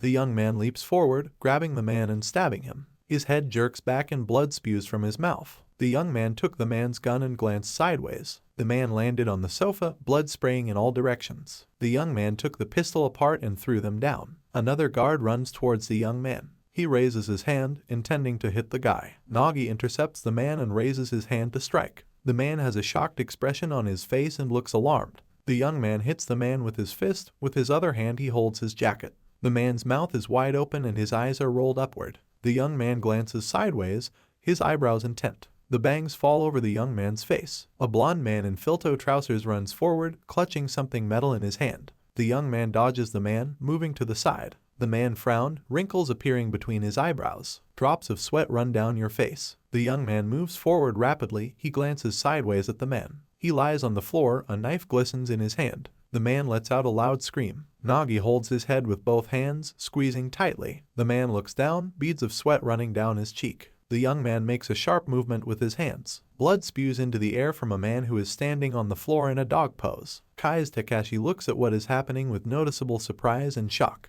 The man is literally drenched in sweat. His teeth are clenched tightly. The young man stands with his back to the man. He hunched his shoulders slightly and extended his arms along his body. Around the young man are the corpses of Takashi's guards. The man, amazed, asks what it was. The man looks forward, large drops of sweat running down his face. He widened his eyes and furrowed his brows. He mentally wonders who it is. The young man raised his hand to his shoulder and shakes off a speck of dust. He remembered something and began to speak. The man widened his eyes even wider. His face is covered with beads of sweat. Nagi turned his head slightly to the side, his eyebrows furrowed slightly. The young man glances sideways, his face hidden in the shadows. He says that he forgot to introduce himself. There are many white clouds in the blue sky. Multi-story buildings are located in the city. A man stands next to a man in a cap who put his hand to her. There is a car behind them. Someone presses the gas, steam comes out of the exhaust pipe. A police car is parked outside the Cud's clinic. The broken window is still covered with yellow tape.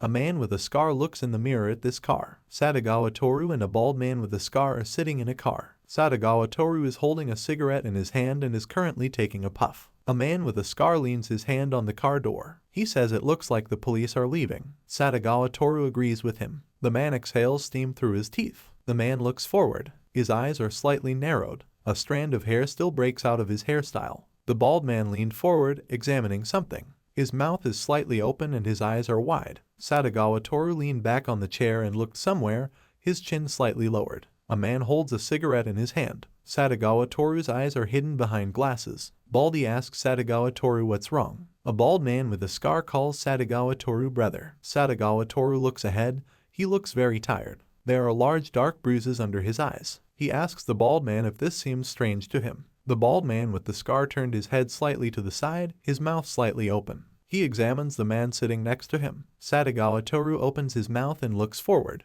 His brow furrows slightly and a strand of hair falls into his face. Satagawa Toru asks why the police are still here. Baldy finds it difficult to answer. The car is parked near the curb. She is alone on this street. There are no other cars and practically no people. Someone asks what's going on. Someone asks what's going on. Leaned forward slightly, his mouth slightly open. The man's hair is tied in a low bun. His eyes are hidden behind glasses, which glare and make it difficult to see his expression. A bald man with a scar has his mouth slightly open and looks to the side. There are several wrinkles on his forehead. He says he doesn't know the details, but they need to get this over with now. The bald man with the scar says that otherwise his father will be angry. Satagawa Toru says that this is a reasonable proposal. Satagawa Toru leaned forward and opened his mouth. The man frowned slightly, causing wrinkles to appear. The man agrees and begins to say a phrase, but does not finish. The bald man turned his head towards Satagawa Toru, beads of sweat running down the man's face. His mouth is open tearfully. He looks scared.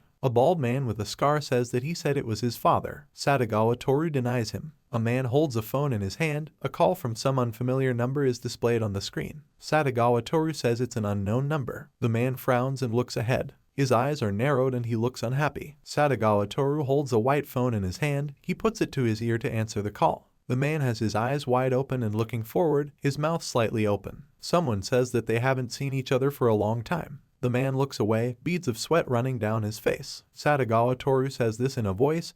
He doesn't finish the sentence. The bald man glances nervously at Satagawa Toru, who continues to talk on the phone. He calls Nagi by name. The man frowns and looks down, a bead of sweat running down his face. He asks the young man where he got his number from. The man glances sideways. He continues to hold the phone in his hand. Nagi tells him that Satagawa's friend Toru suggested it.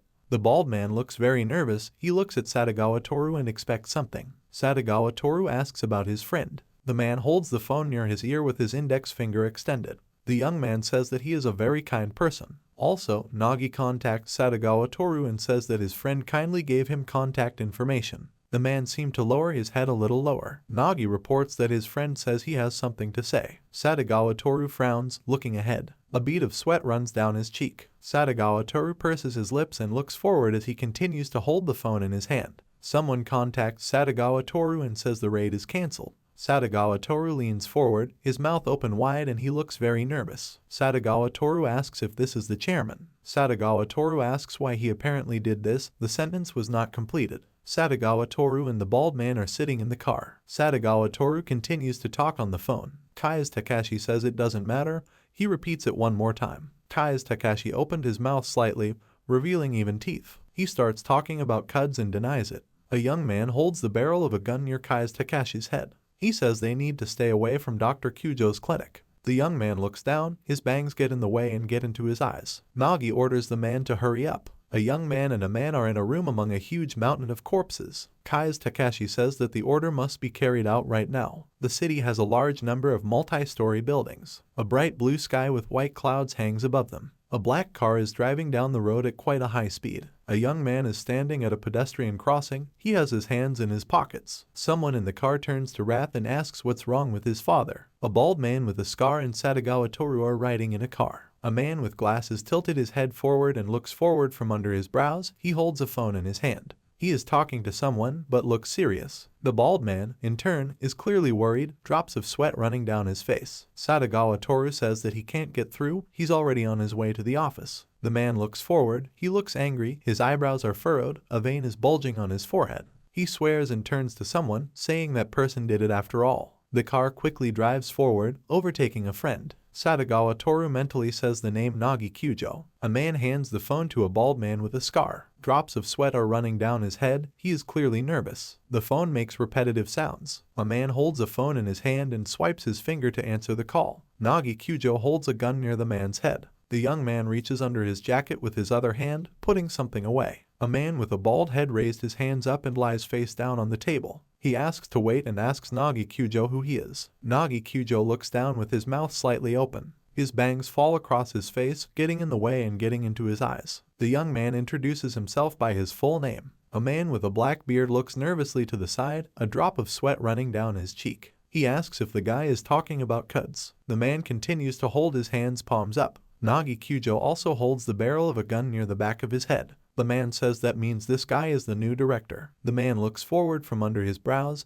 His eyebrows are furrowed, drops of sweat are running down his face. Nagi Kyujo opened his mouth slightly and seemed to be smiling slightly. He looks confident and calm. The young man asks the man if he can ask him a question. Nagi Kyujo continues to hold the gun to the back of the man's head. The young man seems to be hidden in the shadows. Beads of sweat run down the bald man's face, his eyes wide. The young man asks if the man killed Kyujo Tadedeka. The man turned his head to the side and opened his mouth wide, showing that he was alarmed. Nagi Kyujo continues to hold the gun barrel to the man's head. He replies that it was not him. Nagi Kyujo kicks the chair, causing it to turn to the side. The man flies away, waving his hands in the air. The young man squeezed the man's neck tightly, and he closed his eyes and gritted his teeth. Nagi Kyujo holds the man by the throat. He opens his mouth and looks forward. Nagi Kyujo put the barrel of the gun into the man's mouth. Drops of sweat ran down the face of the man with the beard. He looks forward with wide eyes. The man lies on the table, his arms are extended along his body. Nagi Kyujo extended his hand with the pistol forward, continuing to hold the barrel of the weapon in the man's mouth. The young man looks down intently,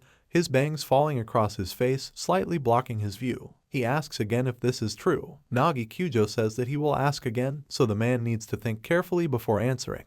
The man looks forward, his eyes wide and his brows furrowed. Large drops of sweat flow down your face. Nagi Kyujo looks down, his mouth slightly open, revealing his teeth. The bangs cover one of the young man's eyes. He asks the man if he killed Kyujo Tadedeka. The man's mouth is wide open and he looks scared. His brows are furrowed and a bead of sweat runs down his forehead. He makes some strange strangled sound. The young man stares ahead, his eyes hidden in the shadows. The man looks forward in shock, his pupils greatly constricted. A black car speeds forward through the city. A man gets out of the car wearing expensive shoes. A bald man stands near the car and looks forward. Satagawa Toru runs forward, waving his arms in the air. By the will of the machine, there are corpses in front of them. Baldy asks if he is serious and what happened. Satagawa Toru orders him not to stop and to follow him. There are black stripes on a white and gray background. Satagawa Toru and the bald man open the door into the room. There is a large bloody stain on it. Satagawa Toru opens his mouth and looks worried. The bald man bares his teeth nervously. Satagawa Toru shouts loudly and calls for the chairman. Satagawa Toru looks forward, a bead of sweat running down his cheek. The man's eyes are wide open and his eyebrows are furrowed.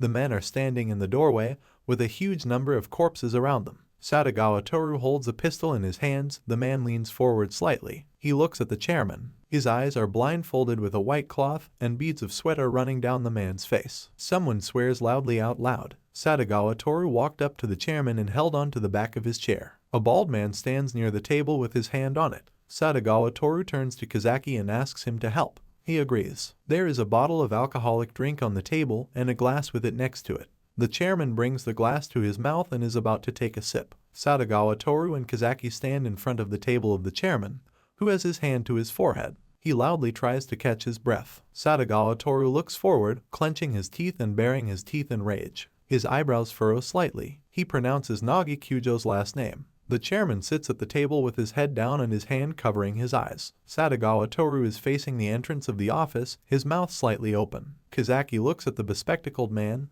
beads of sweat running down his face. Satagawa Toru tells the chairman not to worry, they will work things out. He then turns to Kazaki and says it's time to go. Satagawa Toru stands with his back turned, his hair pulled back into a low bun. Someone tells him to stop. Satagawa Toru turns his head to the side and glances over his shoulder. He asks a silent question. The chairman looks forward, his hand still pressed to his forehead. A bead of sweat runs down the man's cheek. He tells Satagawa Toru not to contact Kyujo's son Tadediku again. Kazaki and Satagawa Toru stand near the sofa and look confused. Satagawa Toru says that then they will have to refuse Yuki's request. The chairman asks him who cares. The man looks forward, brow furrowed, beads of sweat running down his face. He says they can leave it to the people who killed Kyujo Tadedika. Satagawa Toru and Kazaki look forward with confused and worried looks. Drops of sweat run down the bald man's face. He looks at the chairman, who is sitting at the table with his hands on him and his shoulders slightly hunched. Kazaki addresses him, calling him father. He says that if they give up because of some fool, Seishinkai's reputation will be ruined. The chairman slams his fist on the table, veins popping out on his arm. Kazaki looks scared by this action. A man calls his son an idiot. The chairman looks forward, a vein bulging on his forehead. His eyebrows are furrowed and his mouth is twisted with displeasure. Behind the man's back is an image of Nagi Kyujo. The chairman says that the guy is far from an ordinary person. A corpse lies on the floor in a pool of blood. There is also a huge amount of it on the door. The chairman says that an ordinary doctor could not do something like that. The man lies face down on the floor. A pool of blood has flowed from under his head. Many corpses are in different parts of the building. Some are lying near the vase. Someone is leaning against the wall or on the sofa. And there is a large amount of blood everywhere. The chairman says they won't contact him again. Kazaki and Satagawa Toru look forward at the man. The face of a man in glasses expresses bewilderment. His eyes are hidden behind the lenses. Kazaki opened his mouth and opened his eyes wide. The chairman looks forward menacingly, placing his fist on the tabletop. He repeats a single word, says never. The corpses lie in the room where people are. The chairman lowered his head down, placing his hands on the table. The plant in a blue pot is in the corner of the office. There is something shiny inside the plant litter. This is a small hidden camera that records what is happening in the office. Snow-white clouds float in the bright blue sky. A huge city lies below him, with many high-rise buildings and lower buildings lined up in a haphazard manner. A young man walks down the street with one hand in his pocket. In the second, he's clutching the phone he's holding to his ear. Nagi Kyujo looks away, lips pursed, bangs falling in his face. He tells someone that everything is clear to him. There is a sign with blue hieroglyphs on the building. The young man enters the clinic through broken glass doors covered with yellow tape. The young man says it doesn't look like they were involved. Nagi Kyujo puts his hand to his face and looks down thoughtfully. He says that now he needs to talk to some representative, whose name is Yuki. The young man looks forward in surprise, his hand near his face. He wonders what the noise is. The young man looks ahead, where the woman and the secretary are trying to calm down the man who is sitting in the chair. He swears and asks how he can remain calm.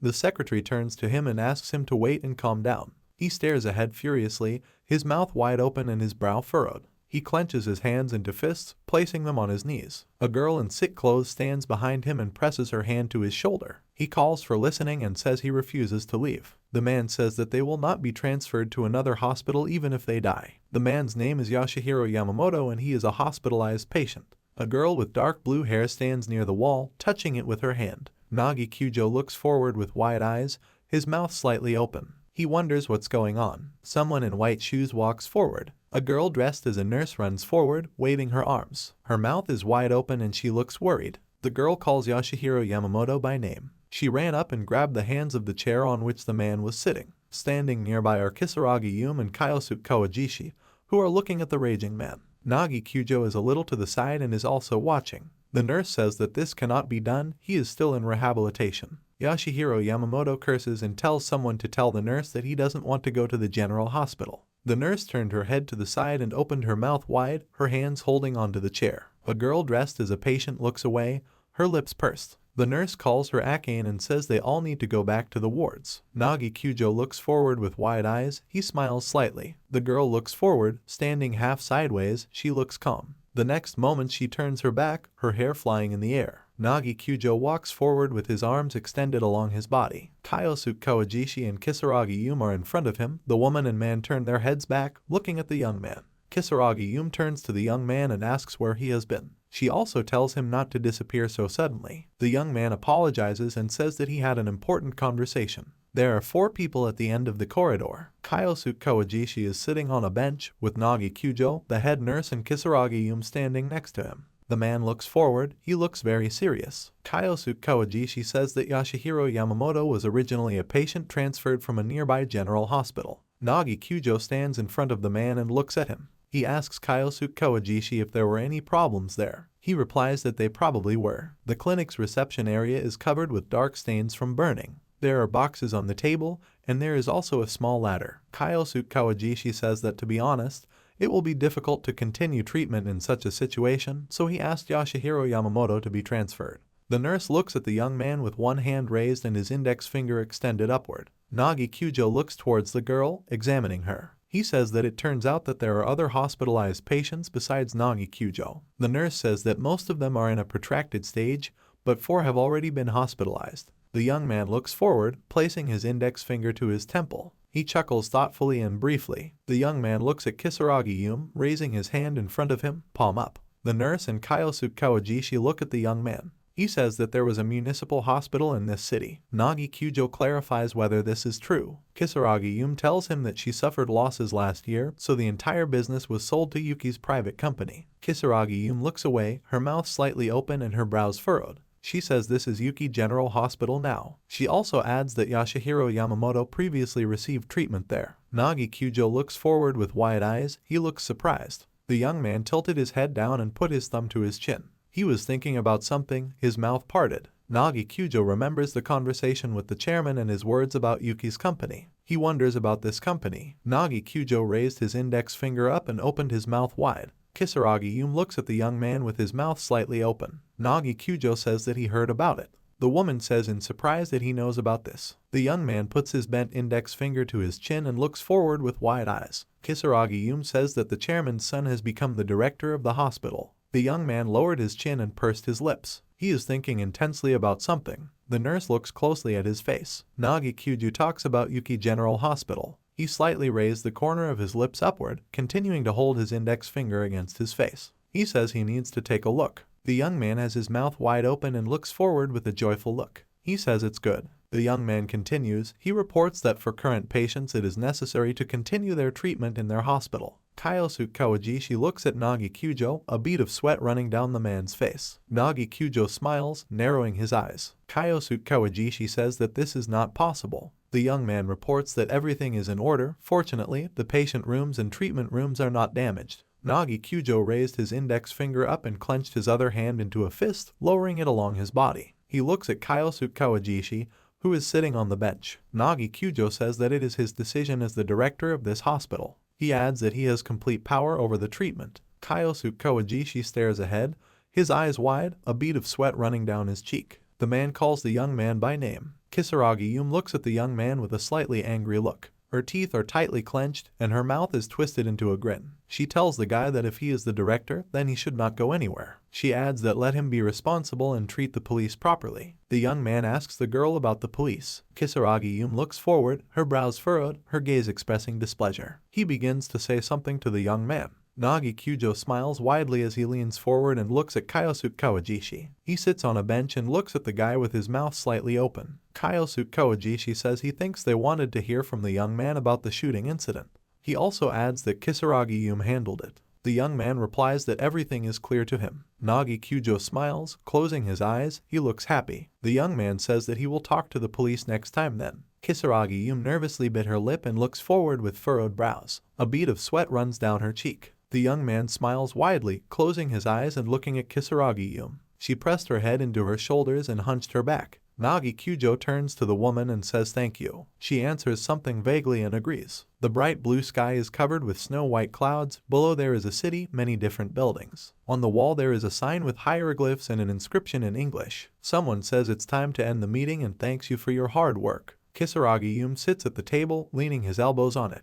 There are many people in medical gowns around. The woman put her hand to her forehead and closed her eyes. She exhales noisily through her mouth. Someone put a hand on the woman's shoulder. She tilted her head forward slightly, opening her eyes wide. Someone addresses the woman by name and asks if something happened. She turns her head to the side and looks back. Kisaragi Yume asks again, calls the man by name and clarifies whether this is him. A young man with a bob stands with a wide smile on his face. He wears clear glasses on the bridge of his nose. This is a doctor from Shinto Medical University. His name is Fuaso Kairo. He asks Kisaragi Yume if she really didn't recognize him. The woman continues to sit at the table, and the man stands next to her. He raised one hand and extended his index finger. People continue to walk towards the exit of the premises. Kisaragi Yume denies it and says that everything is fine.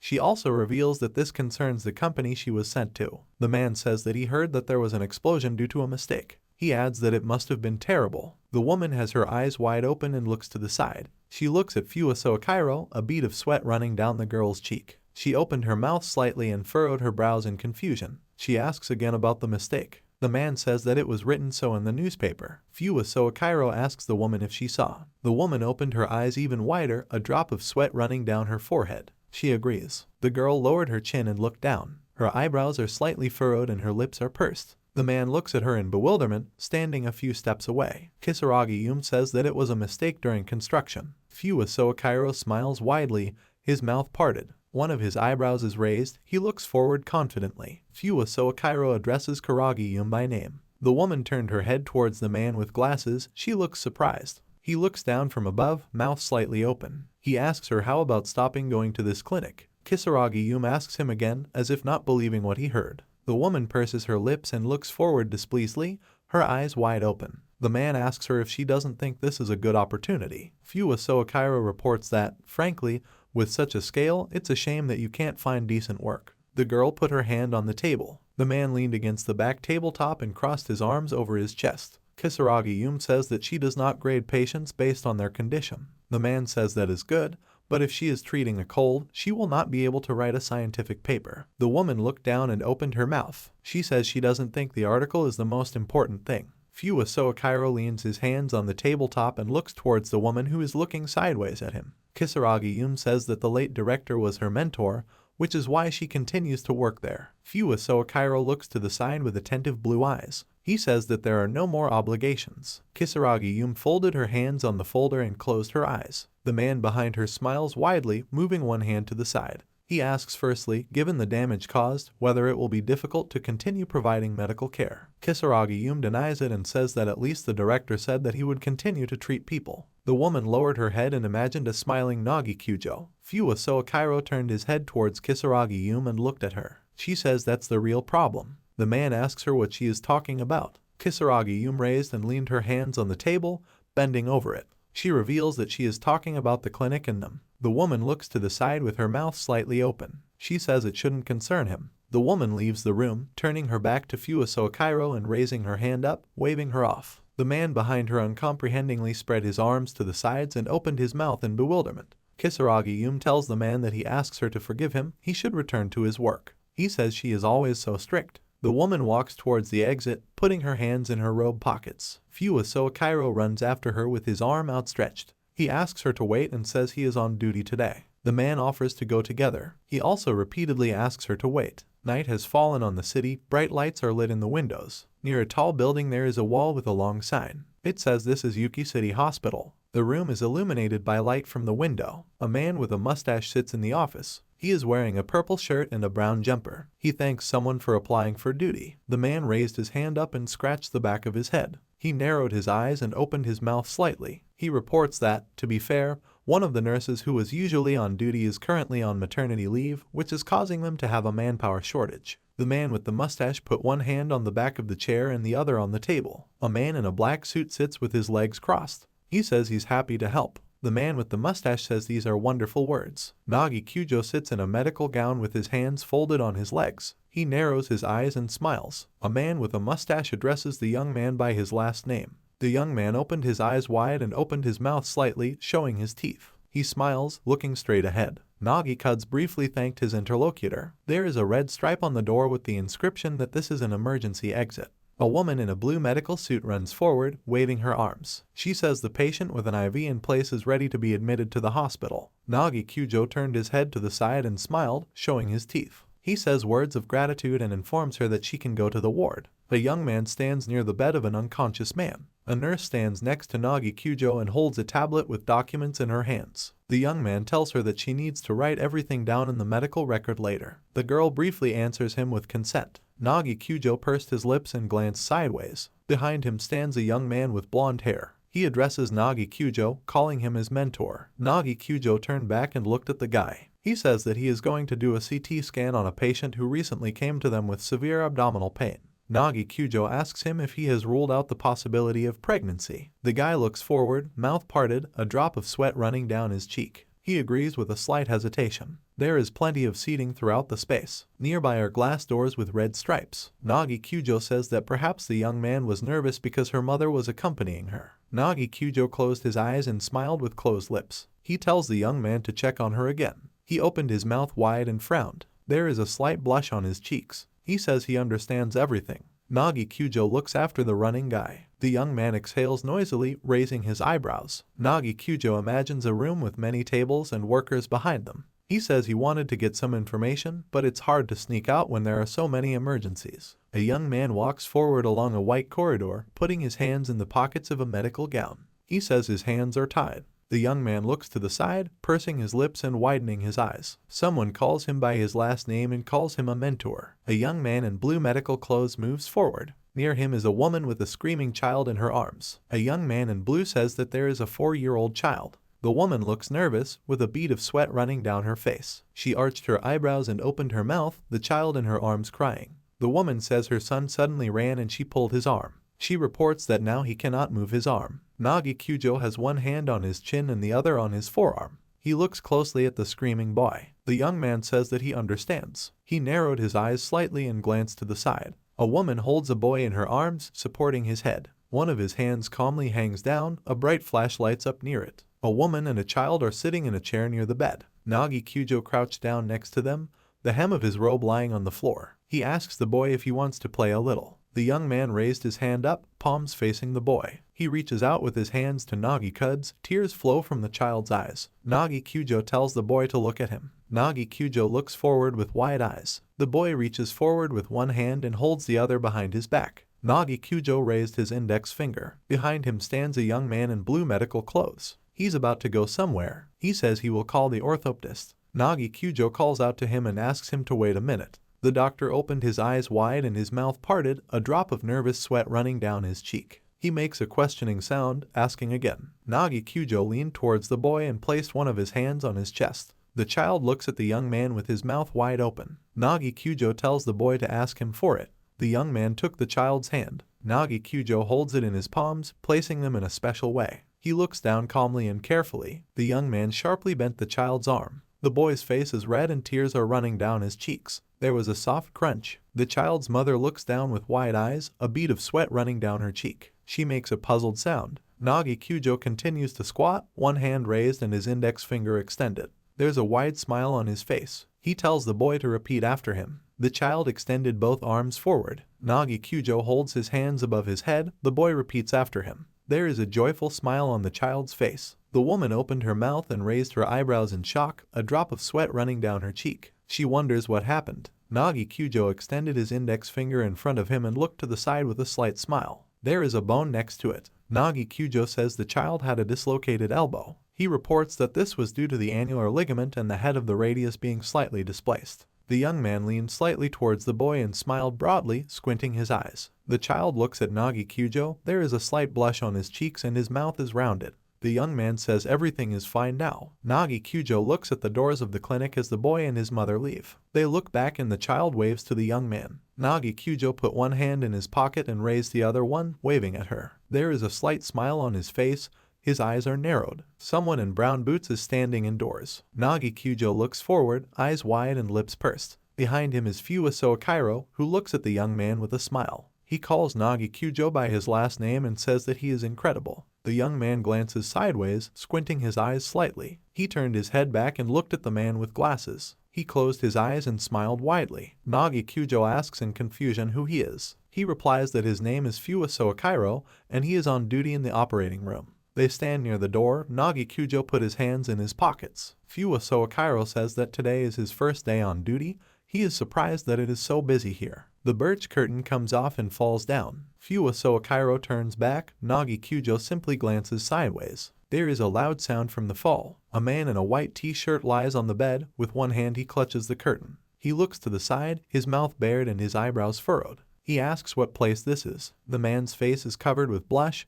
He looks away with displeasure. The man says they are joking. Several people in medical clothes look at him with their mouths slightly open. Beads of sweat run down their faces. The man swears and tells them not to laugh at him. Fuwaso Kairo raised his hand to his head and looked to the side, large drops of sweat running down his face. Nagi Kyujo looks puzzled and looks away. Fuwaso Kairo says this patient is often admitted to the hospital with acute alcohol intoxication. He also adds that today he is behaving quite violently. Nagi Kyujo's eyes are wide, his bangs falling into his face. He silently reacts to the situation. The young man walks forward, his lips pursed. Fuwaso Kairo stands behind him and looks at Nagi Kyujo with his mouth wide open. He is amazed and tells the young man to wait, the guards will come up now. A man with glasses looks forward, his mouth parted in surprise. A bead of sweat runs down his cheek. Nagi Kyujo tells him not to worry. The young man turned his head back, his eyes were closed, he smiled widely. Nagi Kyujo says he will calm him down. Behind the turquoise curtain is a dropper. The man got out of bed and held onto the curtain with his hand. He can barely stand on his feet, bent in half and hanging his head down. A girl in a blue uniform stands a couple of steps from the patient and looks at him. He says he feels very bad, but he is holding on. The man also reports that he is about to throw up. The doctor tells the man to calm down. The man extends his hand to the side and pushes the girl away. The veins on his head were bulging and his mouth was twisted viciously. The girl begins to tell him about what will happen if he gets up now, and the man rudely tells her to shut up. Fuwaso Kairo looks forward with wide eyes and furrowed brows. A man and a girl in blue medical clothes stand and look at what is happening with their mouths open. The girl flies into Nagi Kyujo's stomach, waving her arms in the air. Her eyes are closed, but her mouth, on the contrary, is wide open. The young man looks at her in surprise. He lets out a short yelp in reaction to this incident. The young man looks down with his mouth parted. He asks the girl if she is okay. She is near his stomach and looks forward in shock. Her cheeks are slightly flushed. The girl agrees to Nagi Kyujo's question. The patient pulls the IV tube out of his arm, blood gushing out in all directions. Nagi Kyujo covers the girl who is standing behind him with his hand. He looks stern and a little angry. He turns to the man and tells him to stop being rowdy. He asks again and asks if he is a doctor. Nagi Kyujo looks forward from under his brows,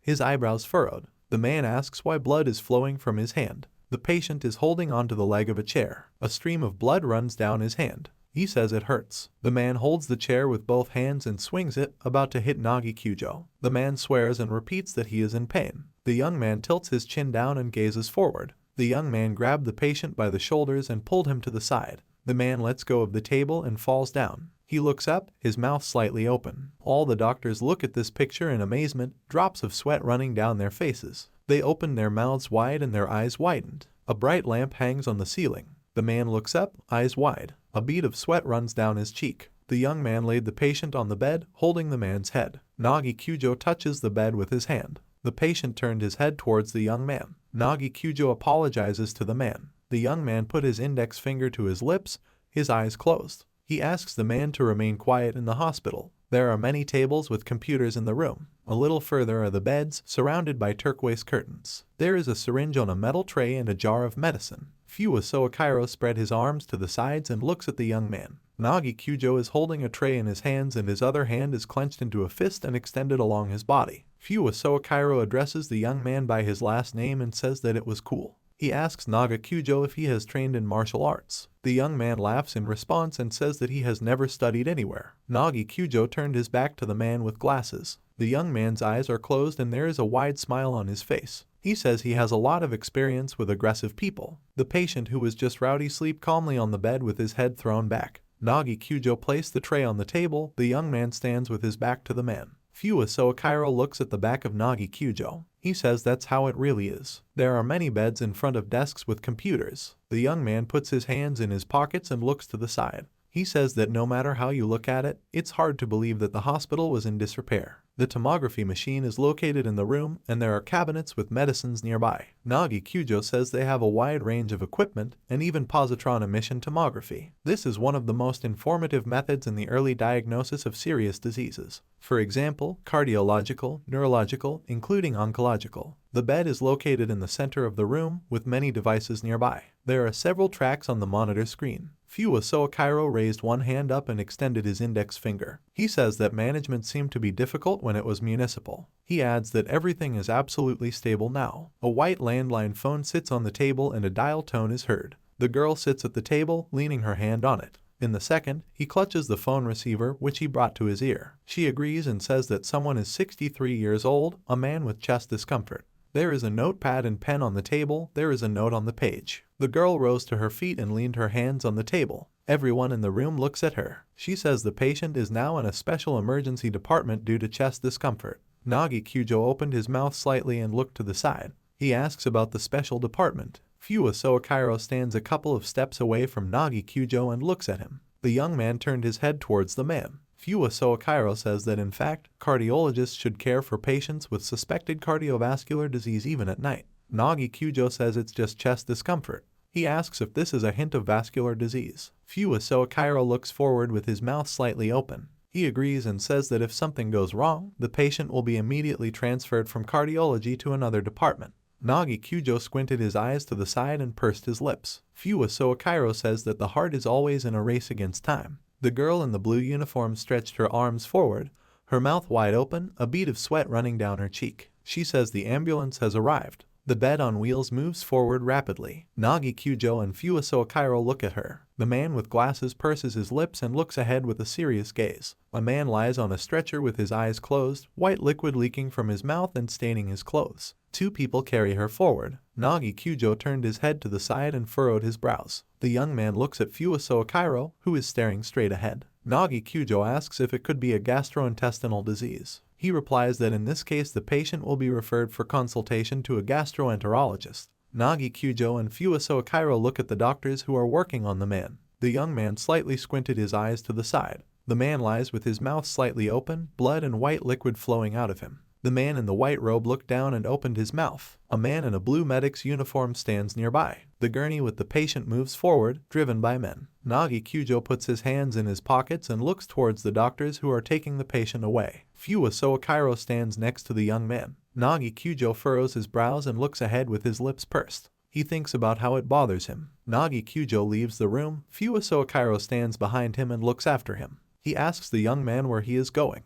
He replies that there are no emergencies, so he will go eat. Nagi Kyujo lowered his chin, his eyes closed. He smiles and looks pleased. Nagi Kyujo tells the man not to worry. The main light in the room is turned off, only a small lamp is turned on. A clicking sound is heard in space. There is a sign on the wall that says this is a staff room. The sound comes from this very room. A young man sits at a computer. The space around is illuminated only by two monitors. He has his hands on the keyboard making the sound. Nagi Kyujo is typing something. The young man has his mouth slightly open and looks down. A window appeared on the monitor. It says that you need to enter your account password. The young man looks forward dissatisfied. He continues to type something on the keyboard. He enters a few zeros into the password line. A notification appeared on the monitor saying that there was a login error. The user ID or password entered is incorrect. The young man continues to type. The young man looks ahead with furrowed brows. He says that there is a password protection here. It's very strange. The young man inserted the USB flash drive into the computer's power supply. A lot of numbers flash in the password line. Nagi Kyujo holds his chin with one hand and places the other on his computer mouse. He says there is no 6-digit block.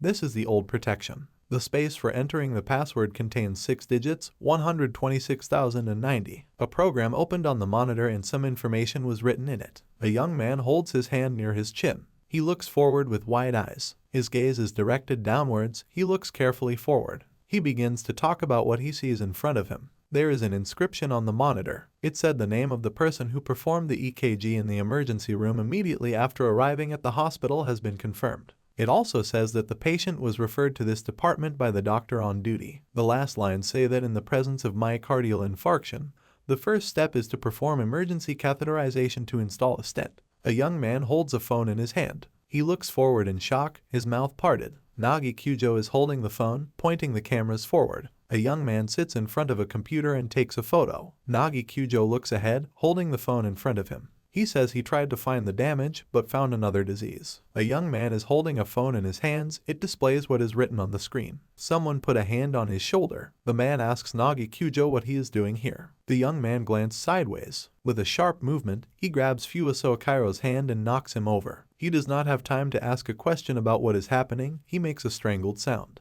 Fuaso Kairo fell to the floor. The young man squeezed his hand, twisting it. Nagi Kyujo looks down, his eyes wide open. He recognizes the man and asks him how he found him. He rose to his feet. With one hand he adjusted his glasses on the bridge of his nose. The man says that it is so terrible of him to copy medical records. Nagi Kyujo asks who the patient was. Fuaso Kairo looks at the guy with his mouth slightly open. He asks who the young man is talking about. Nagi Kyujo pushes the man in the chest, causing him to stagger back. Nagi Kyujo holds Fuaso Kairo near him. The man has a dissatisfied and nervous grin on his face. Nagi Kyujo says he will apologize later. The young man looks forward with his eyebrows furrowed and his mouth open. He asks Fuaso Kairo where the categorization laboratory is located. Nagi Kyujo pins the man against the wall, holding his hand near his neck. Fuaso Kairo asks about categorization. Nagi Kyujo stares ahead with furrowed brows. He remembers the text that was written in the program. Nagi Kyujo says there was a false entry in the patient's chart.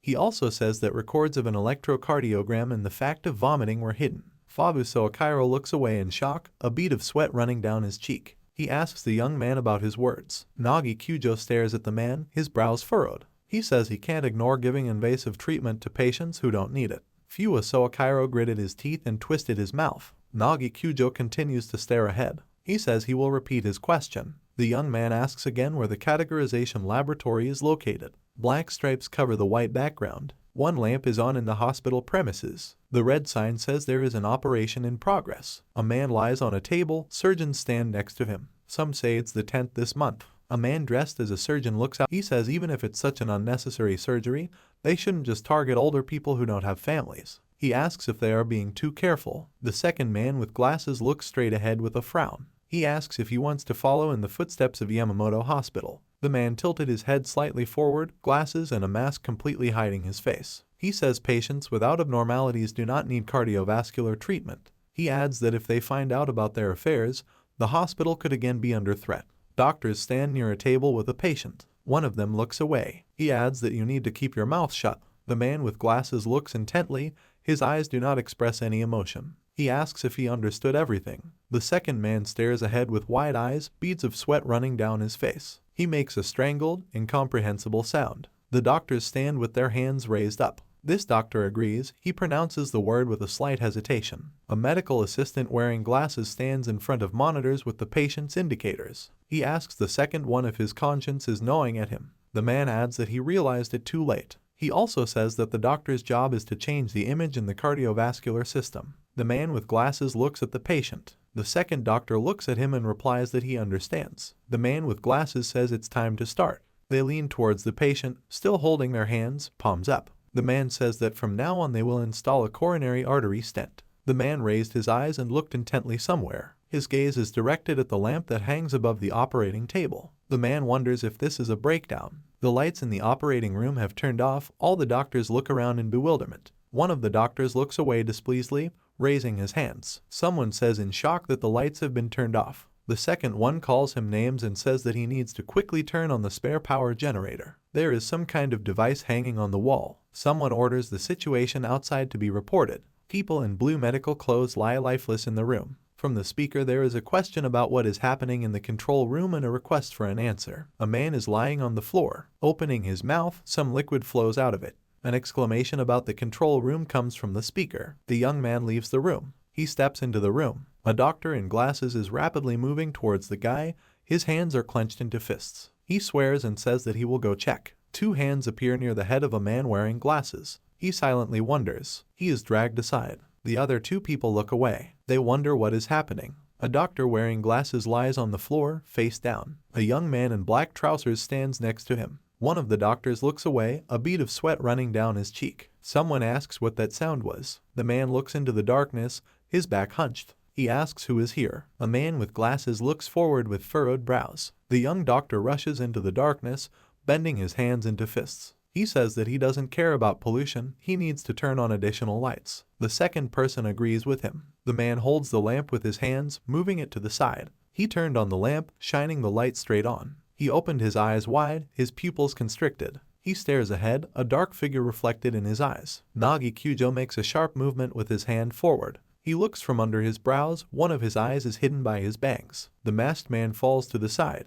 He makes some kind of coughing sound. The last doctor stands near the table and looks towards the young man. Nagi Kyujo says they provide unnecessary treatment to patients who have no relatives or family to make a profit at their expense. He also adds that this is the reason for the improvement in the situation in the hospital after the company purchased Yuki. The bespectacled man looks forward, his eyes wide open due to shock. Nagi Kyujo stands half-turned, his mouth slightly open and his eyebrows furrowed. The young man looks stern. He says it will be difficult to explain everything. The doctor looks at the young man, the light illuminates his figure from the back. Because of this, Nagi Kyujo's face is not visible. The doctor asks who he is. The young man replies that he is the chief physician. The man looks forward in shock, his eyes wide. He asks the young man again. Nagi Kyujo looks away, his eyebrows furrowed. A bright light falls on his head from behind. Nagi-kun says there are no exceptions in the employment contract he received. He also says that, in other words, all the patients brought to the emergency room are his patients. A man in surgical clothing clutches a scalpel in his hand.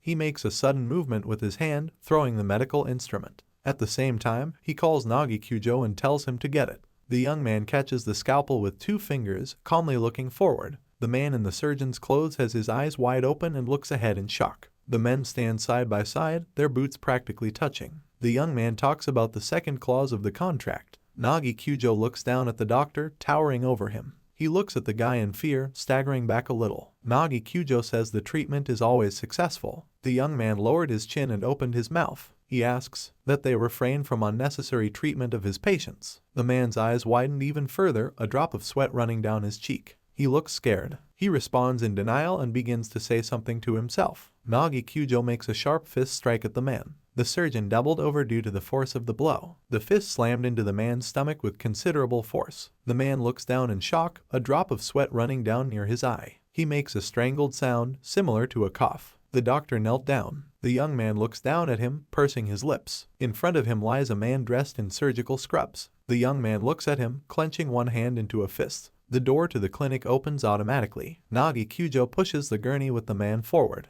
The young man lowered his eyes and pursed his lips. A girl in a blue medical uniform stands in the guy's way, holding a tablet with documents to her chest. She turns to Nagi Kyujo and asks where he is going. The young man replies that the patient had Mallory-Weiss syndrome and had just had a minor endoscopy. Mallory-Weiss syndrome is a disease in which internal gastroesophageal pressure increases and the lining of the esophagogastric junction ruptures and bleeds. The young man closed his eyes and stood in front of the girl with a slight smile. He raised one hand and placed it on the top of his head. The girl looks up at him, her mouth slightly open. He thoughtfully asks the young man what about catheter testing. The young man tells the girl that he was cancelled. Nagi Kyujo looks forward with a wide smile. At the same time, he remembers the operating room, where 3 surgeons lie side by side on the floor. Nagi Kyujo says he feels sorry for the doctors who prepared for this operation. The young man reaches his hand inside his robe, intending to get something. The girl hunched her shoulders and tightly clutched the tablet with documents to herself. She looks scared. The young man apologizes to the girl. He holds the phone in his hand and looks into it. A young man carefully examines something in front of him. The girl moves away from Nagi Kyujo, turning slightly towards him. The young man holds the phone in one hand and he puts the other in front of him. The girl says that he should leave it to her then. The The young man gasps and tells the girl to wait a minute. She turned her head and looked over her shoulder. Her mouth is slightly open and her eyebrows are raised high. She pulls out the consonant in surprise. The young man closed his eyes, a wide smile on his face. He asks the girl where the smoking area is. It was already beginning to dawn outside. The staircase stretched over several floors. A young man stands on the platform and there is another person above him. The girl stands facing the sky, her hair, tied in a ponytail, flutters in the wind. The young man addresses her, calling her Kamizawa. He says he was looking for her. Nagi Kyujo leaned back against the railing, one hand in his robe pocket. In the second, he squeezes the phone on which some application is open. There is a wide smile on the young man's face. His head is slightly lowered. The girl did not turn in his direction. She had a cigarette in her mouth. She addresses him by his last name and says that he is late. The young man replies that she only said about the place. A young man holds a phone in his hand. Messages are shown on the screen. One of them says that the girl is waiting for him on the smoking area. The young man looks down with his mouth parted. There are many cigarette butts near his shoe. Nagi Kyujo looks towards the girl. He leans his back on the railing of the stairs. The girl extended her hand in his direction, holding out her index finger. The young man says the girl's name. She interrupts him and tells him not to even start. She turned her head to the side and looked to the side. There is a cigarette clenched in her teeth, and in her hand she holds a jar with a huge number of cigarette butts. This girl's name is Yoko Kamizawa. She is an investigator from the Information Investigation Department. She says it's not hers. The young man looks with a smile at the girl who is resting her hands on the railing. Her back is slightly bent, her hair fluttering in the air. Nagi Kyujo replies that he understands. He adds that smoking is strictly prohibited in the building, so patients are likely to secretly smoke here. The girl replies that this is true.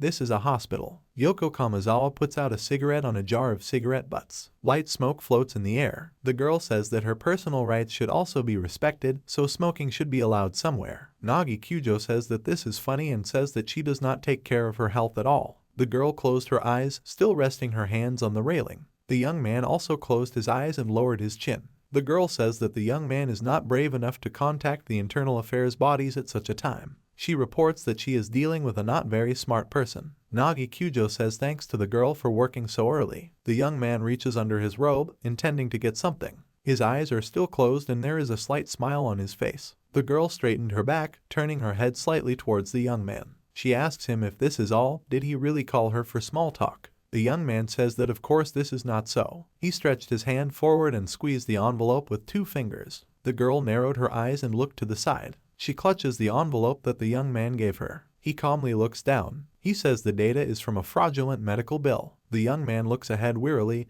his lips slightly pursed. He says that, unfortunately, only from the cardiovascular department. He adds that he has no idea what's going on in the rest. The girl puts the envelope inside her jacket. Her eyes are closed and her chin is slightly lowered. The young man turned his head very slightly in her direction. The girl says it's okay. She's using him as a springboard to start an investigation. The girl narrows her eyes and looks to the side. Nagi Kyujo extended his hand towards the girl. He turned it palm up. He has a wide smile on his face and his eyes are quite closed. The girl looks at his face with a calm look. She asks Nagi Kyujo why he extended his hand. The young man replies that he is not doing this out of the kindness of his heart. The girl reaches her hand inside her jacket, intending to get something. She exhales through her mouth. The girl continues to lean her hand on the railing. She pulled the second one towards the young man. In it she is clutching some papers. The girl says that this is a copy of the investigative documents about his clinic. The young man briefly answers her with words of gratitude. He took into his hands what the girl gave him. He looks carefully at the documents. He opened his eyes a little more. The young man hums thoughtfully. In his hands he holds a paper where many lines are covered in black. He says that nothing is clear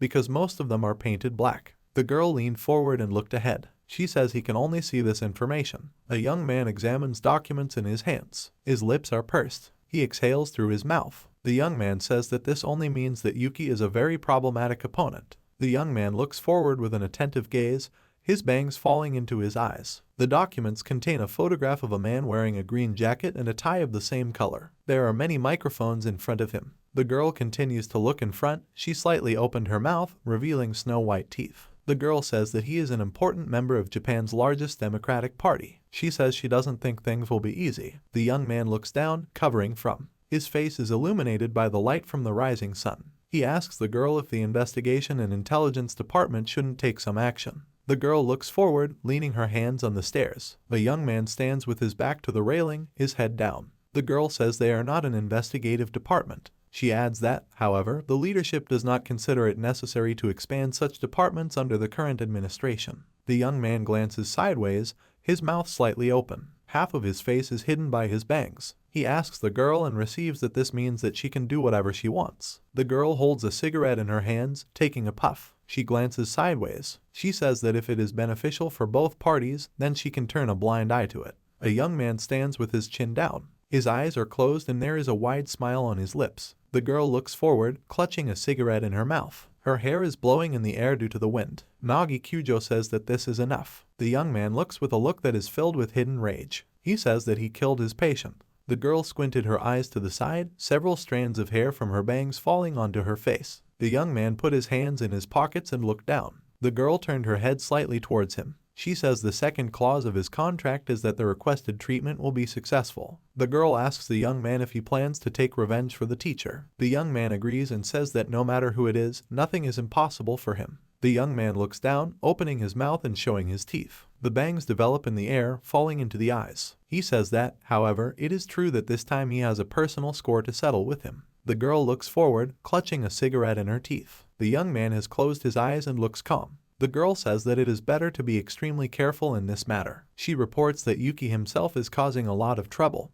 but his son is the director of this hospital and he went according to his words. The young man replies that it is quite convenient. The young man turned his head to the side. There is a slight smile on his face. He is clearly anticipating something. Nagi Kyujo says that if the hospital director was a good person, he would cry when he gave away such material. The girl squeezes a cigarette in her fingers and exhales the smoke. She doubts and says that he is not that kind of person. It is almost fully dawn outside. The clouds are slightly tinted pink. The girl says that, by the way, the number of mafia visitors has increased significantly recently. She tells the young man to try and start from there. The young man moved away from the railing and looked at the documents that the girl handed him. She continues to stand near the railing and look ahead. The young man says that he knows Seishinkai was not the culprit. He wonders if there is a limit to this. The girl glances sideways, clutching a cigarette in her mouth. The young man says that he will use them as informants. The girl exhales cigarette smoke, which flutters near her face. She looks forward with a slightly thoughtful look. The young man put his hands in his pockets and went down the stairs. The girl continues to stand in her place. She approaches Nagi Kyujo and asks him if he plans to move. The young man does not turn his head to her, continuing to stand with his back. He answers in the negative and says that he needs to begin his duties before he returns to the clinic. The girl also does not turn to him.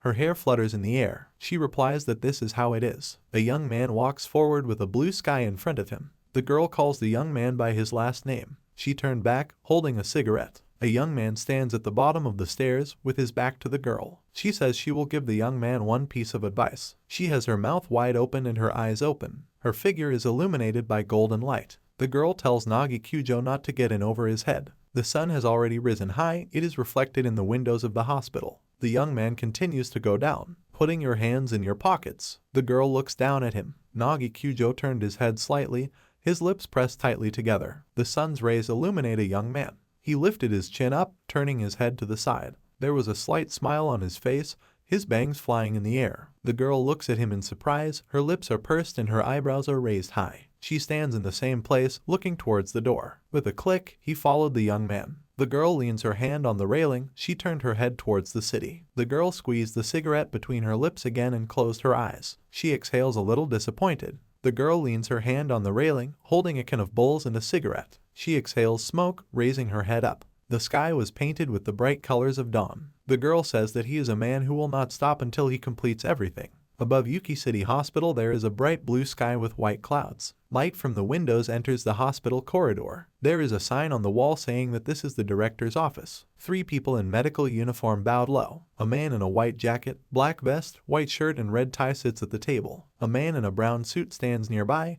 He folds his arms across his chest and looks forward displeased. The man at the table looks forward with a slightly tired and dissatisfied look. This is the director of the Yuki Hospital. His name is Mitsue Yuki. People in medical clothing continue to stand at an angle. The man in suits begins to say something about other words. A man in a blue medical uniform raised his head and looks forward. A bead of sweat runs down his cheek. The man in the suit folded his arms across his chest. He is the deputy director of Yuki Hospital and his name is Fujisaka Shoji. He asks the man if the doctor on duty, Nagi Kyujo, disturbed him. The man in blue medical clothing agrees. The doctors straightened up, one of them standing slightly ahead. He extended his arms to the sides, palms facing the men. The hospital director had his hands folded on the table and his back slightly hunched. The doctor says that suddenly the lights went out in the operating room and he attacked them. The deputy director narrowed his eyes and arched his eyebrows, looking to the side. The doctors look nervous, beads of sweat running down their faces. The man standing forward twists his mouth, clenches his teeth and hiccups nervously. The deputy director folds his hands behind his back and looks towards the men. He starts to say something. Fuwa Soakairo stands behind him, a ray of sunlight entering the room directly in front of him. The deputy director asks him what happened to the doctor on duty after that. Fuwa Soakairo looked up and looked from under his brows. The deputy director addresses the man by name. He looks forward with his mouth slightly open. He remembers the room being pitch dark, with only 2 monitors glowing brightly. Fuwa Soakairo says Nagi Kyujo is back in the emergency room. The man looks up, his eyes wide open, a bead of sweat running down his cheek. Fuwa Soakairo tries to get up from the floor, adjusting his glasses with one hand. The man says that he did not expect to be locked up here like this. The man looks forward, a bead of sweat running down his cheek. He wonders if this is Nagi Kyujo. The hospital premises houses many doctors and couches for patients. Fuwa Soakairo peeks out from the doorway, touching it with his hand. He looks forward in shock, his mouth parted and his eyes wide. Nagi Kyujo is standing indoors next to 2 girls in medical scrubs. They are all smiling and laughing at something. Fuwa Soakairo stands to the side, watching the young man and the girls. Fuwa Soakairo furrowed his eyebrows in displeasure and bared his teeth, a bead of sweat running down his forehead. He tuts displeasantly. Nagi Kyujo squints his eyes to the side. He smiles widely, showing his teeth. Some people call him by his last name. The young man turned his head slightly to the side and glanced at the man who was walking towards him displeasantly. Fuwa Soakairo looks angry, his hands clenched into fists. He asks what this all means. Nagi Kyujo says that Fuwa Soakairo is just in time. He also adds that he just thought about taking on this responsibility. Fuwa Soakairo has approached Nagi Kyujo and looks at him with furrowed brows. He put his hand to his face as if trying to hide his words. Nagi Kyujo glances sideways at the man, his lips curved downwards. Fuwa Soakairo asks the young man, moreover, who this special patient is. Nagi Kyujo turned towards the bed. A gray-haired man was lying on it. Fuwa Soakairo looks at the patient in surprise. Nagi Kyujo says that there are no special patients.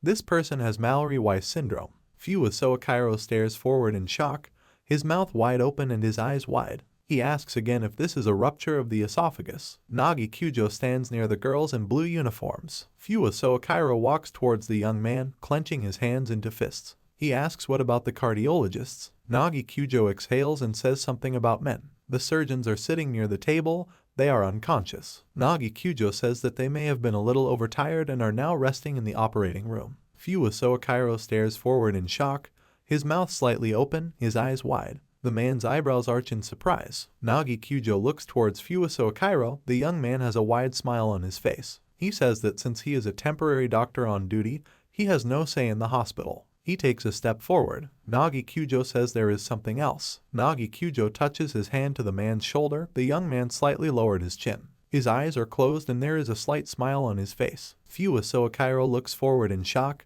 his mouth parted. Nagi Kyujo asks the man if he feels like there are times when self-purification is necessary. Nagi Kyujo walks forward through the room, his robe fluttering in the air. Fuwa Soakairo remains standing in his place. The deputy director holds his chin with his fingers and looks ahead thoughtfully. Hospital director Yuki looks bored, resting his cheek on his fist. The deputy asks about the necessary self-cleaning. Mitsue Yuki looks forward, pursing his lips. He looks unhappy and bored. Fuwa Soakairo lowered his head and looked at the floor. He says that this is his decision. The man glances to the side, noticing something. All the doctors turn towards the man. They look at Fuwa Soakairo with different emotions.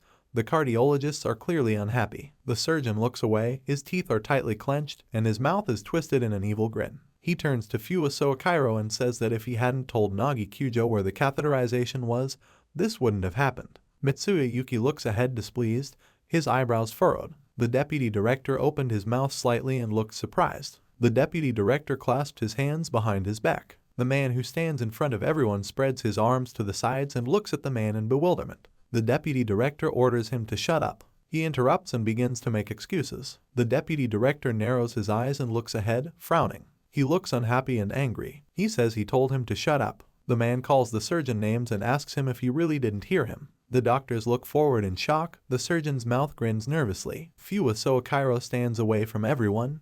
He bowed. The cardiologists look nervous and restless. The deputy director turns to Fuwa Kairo and thanks him for the report. He tells the man to get back to his work. Fuwa Kairo stands in the doorway, preparing to leave the room. The deputy director pursed his lips tightly and looked ahead displeasedly. He turned towards Mitsuya Yuki and opened his mouth slightly. The deputy addresses Mitsuya Yuki, calling him director. He says they have problems. He says that if he has evidence, they will not be able to bring a criminal case against him. The deputy director looks down at the man, slightly perplexed. A slight, understanding smile appeared on the deputy director's face. He exhales and says that this is actually a great idea. The doctors have their mouths wide open and look amazed. Beads of sweat run down their faces. The deputy director says that the people they need to get rid of are right in front of him. The doctor who stands closest asks again, dumbfounded. Men in security uniforms grabbed the doctors and held their hands behind their backs. The doctor has his mouth wide open and looks forward with despair. He asks them to wait and says it's true, he attacked them. Doctors are taken out of the room. The vice principal and Mitsuya Yuki watch this with calm expressions on their faces. The doctor turns to them and says that he is asking them. They were just following their instructions. The director sits in a chair, resting his cheek on his hand. The deputy director exhales noisily through his mouth, looking forward with displeasure. He folds his arms across his chest and stands near the hospital director's desk. He sits at the table. They look towards the exit. The director stands up and asks the man if he wants to convince him that such incompetent people should work in the hospital. The director closed his eyes and did not look away from the man. The deputy director glances sideways in his direction. He asks what Mitsuya Yuki plans to do now. He looks to the side, frowning. He continues to rest his cheek on his hand. The man says revenge needs to be taken. Illegal actions should be rewarded accordingly. The deputy who folded his hands behind his back and looked at the director. He hunches his back and leans on his hands. The deputy director says that then he will go to Seishinkai. There is a friend of his father, Mitsuya Yuki, who has known him for a very long time. The hospital director briefly agrees. There are folders with papers on the table. On the first sheet there is a photograph of Nagi Kyujo. The man looks at her intently. Nagi Kyujo looks serious and a little gloomy in the photo, with the corners of his lips downturned. The man calls him by name and wonders who he is. A white car is driving along the road. The car drives past the 3-story building. A man in a dark gray suit opens the door and gets out of the car, holding on. He stands near the car and looks out the window. The man has a suitcase in his hand. He tells someone to wait here. The man adds that he will be back in 10 minutes. Hospital Deputy Director Yuki holds his hand near his head while putting on his hat. In his hand is a cane and a suitcase. The man heads towards the entrance to the building. There is a wooden sign near the door. It says that Seishinkai is located here. Sadagawa Toru stands near the door and greets the man. He says they were waiting for him. The chairman is in the office at the table. Sadagawa Toru and Kazaki are also located here. The deputy director walks inside the room, following Sadagawa Toru. He turns to the chairman and says that Fujisaka Shoji is here. The chairman frowns with displeasure and purses his lips, looking sideways. Kazaki sits on a chair and looks at Fujisaka Shoji and Sadagawa Toru as they pass by him. Fujisaka Shoji looks forward, his mouth slightly open, looking tired. The man says hello and says he won't be long. He sits down on the sofa. The chairman brings 2 glasses and places them on the table. Fujisaka Shoujo asks the man if he has changed offices. The chairman, hesitating a little, replies that a lot has happened. The deputy director narrowed his eyes and raised his eyebrows slightly. He hums thoughtfully. Kazaki is sitting at a table. In front of him is a man in a bright jacket. Sadagawa Toru looks forward with pursed lips. The chairman is holding a bottle of something brown-orange in his hands. Deputy Director of the hospital Yuki says that there seem to be quite a lot of people. He also questions whether everyone is getting paid. The chairman says dissatisfiedly that this is not important. He holds out the bottle towards the man. Fujisaka Shoujo held his hand out in front of him, palm facing the man. The chairman asks the man if he will. He replies that it's not worth it, he's not here for long. The chairman looks forward intently with frowning eyebrows. He expresses a silent question. Fujisaka Shoujo closed his eyes and reached under his jacket with his hand. He suggests to the man that they get straight to the point. The chairman hands the man an open bottle, and he in return shows him a white sheet of paper. The man has a strange expression on his face.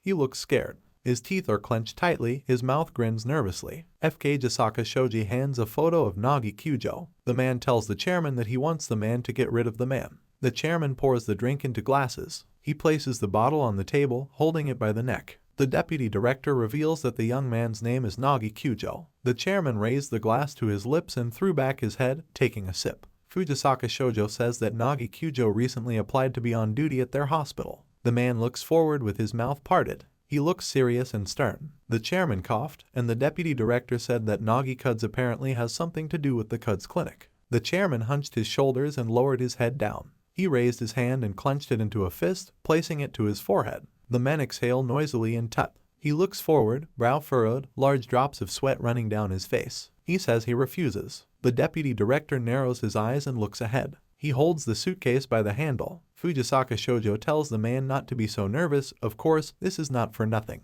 The man says it would be disrespectful to ask and not give anything in return. The deputy director opens the clasps of the suitcase. He lifted the lid, revealing the contents. Inside the suitcase is a large amount of money. Satagawa Toru looks forward with wide eyes. Kazaki opened his mouth in shock, looking at the money. Fujisaka Shoujo said that this was a small gift from him. He adds that he thinks this amount is enough. The man smiles, showing his teeth. He looks ahead ominously, eyebrows raised. He asks the chairman if he wants to think it over one more time. The chairman rests his hands on his legs. He looks at the deputy director of the hospital, Yuki, from under his brows. The man says that no matter how much money Fujisaka Shoujo offers, he is still not going to change his mind. The hospital's deputy director, Yuki, looks forward with narrowed eyes. He asks what is the reason. The chairman continues to rest one hand on his leg, and with the other he touches the photo of Nagi Kyujo. The man asks Fujisaka Shoujo if he knows who this guy is. The hospital's deputy director, Yuki, sits on the sofa with his shoulders slumped and looking down.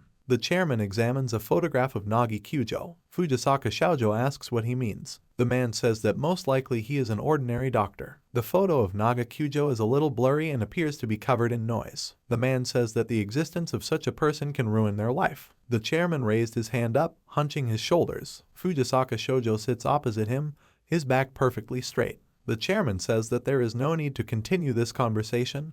He asks to go home. He also adds that Seishinkai wants nothing to do with this guy. Fujisaka Shoujo looks forward with his mouth slightly open. He turns to Kisa Takashi and asks him if he has forgotten who owns this hospital. The chairman looks forward, frowning. He says Mitsuya Yuki's last name and says that he never forgot that last name. He says that this is an impossible task. Kai's Takashi turns to the man and tells him to ask the guys who were familiar with Tadedeku Kyujo. Fujisaka Shoujo stood up and put on his hat, holding it with his hand. He looks down at the man. The man hums thoughtfully and says that he will close his eyes to this, but the man needs to remember well. He looks down, mouth parted. The man says that they have lost Yuki's support. Kai's Takashi looks up from under his brows, a drop of sweat running down his forehead. A white car is parked near the building. Kai's Takashi stands near the window and touches the blinds with his hands. Satagawa Toru stands in the middle of the room and looks at the chairman's back. Kazaki and the man in the multicolored jacket continue to sit at the table. The chairman exhales noisily through his mouth. Kazaki holds papers in his hands and looks forward with his mouth wide open and eyes wide.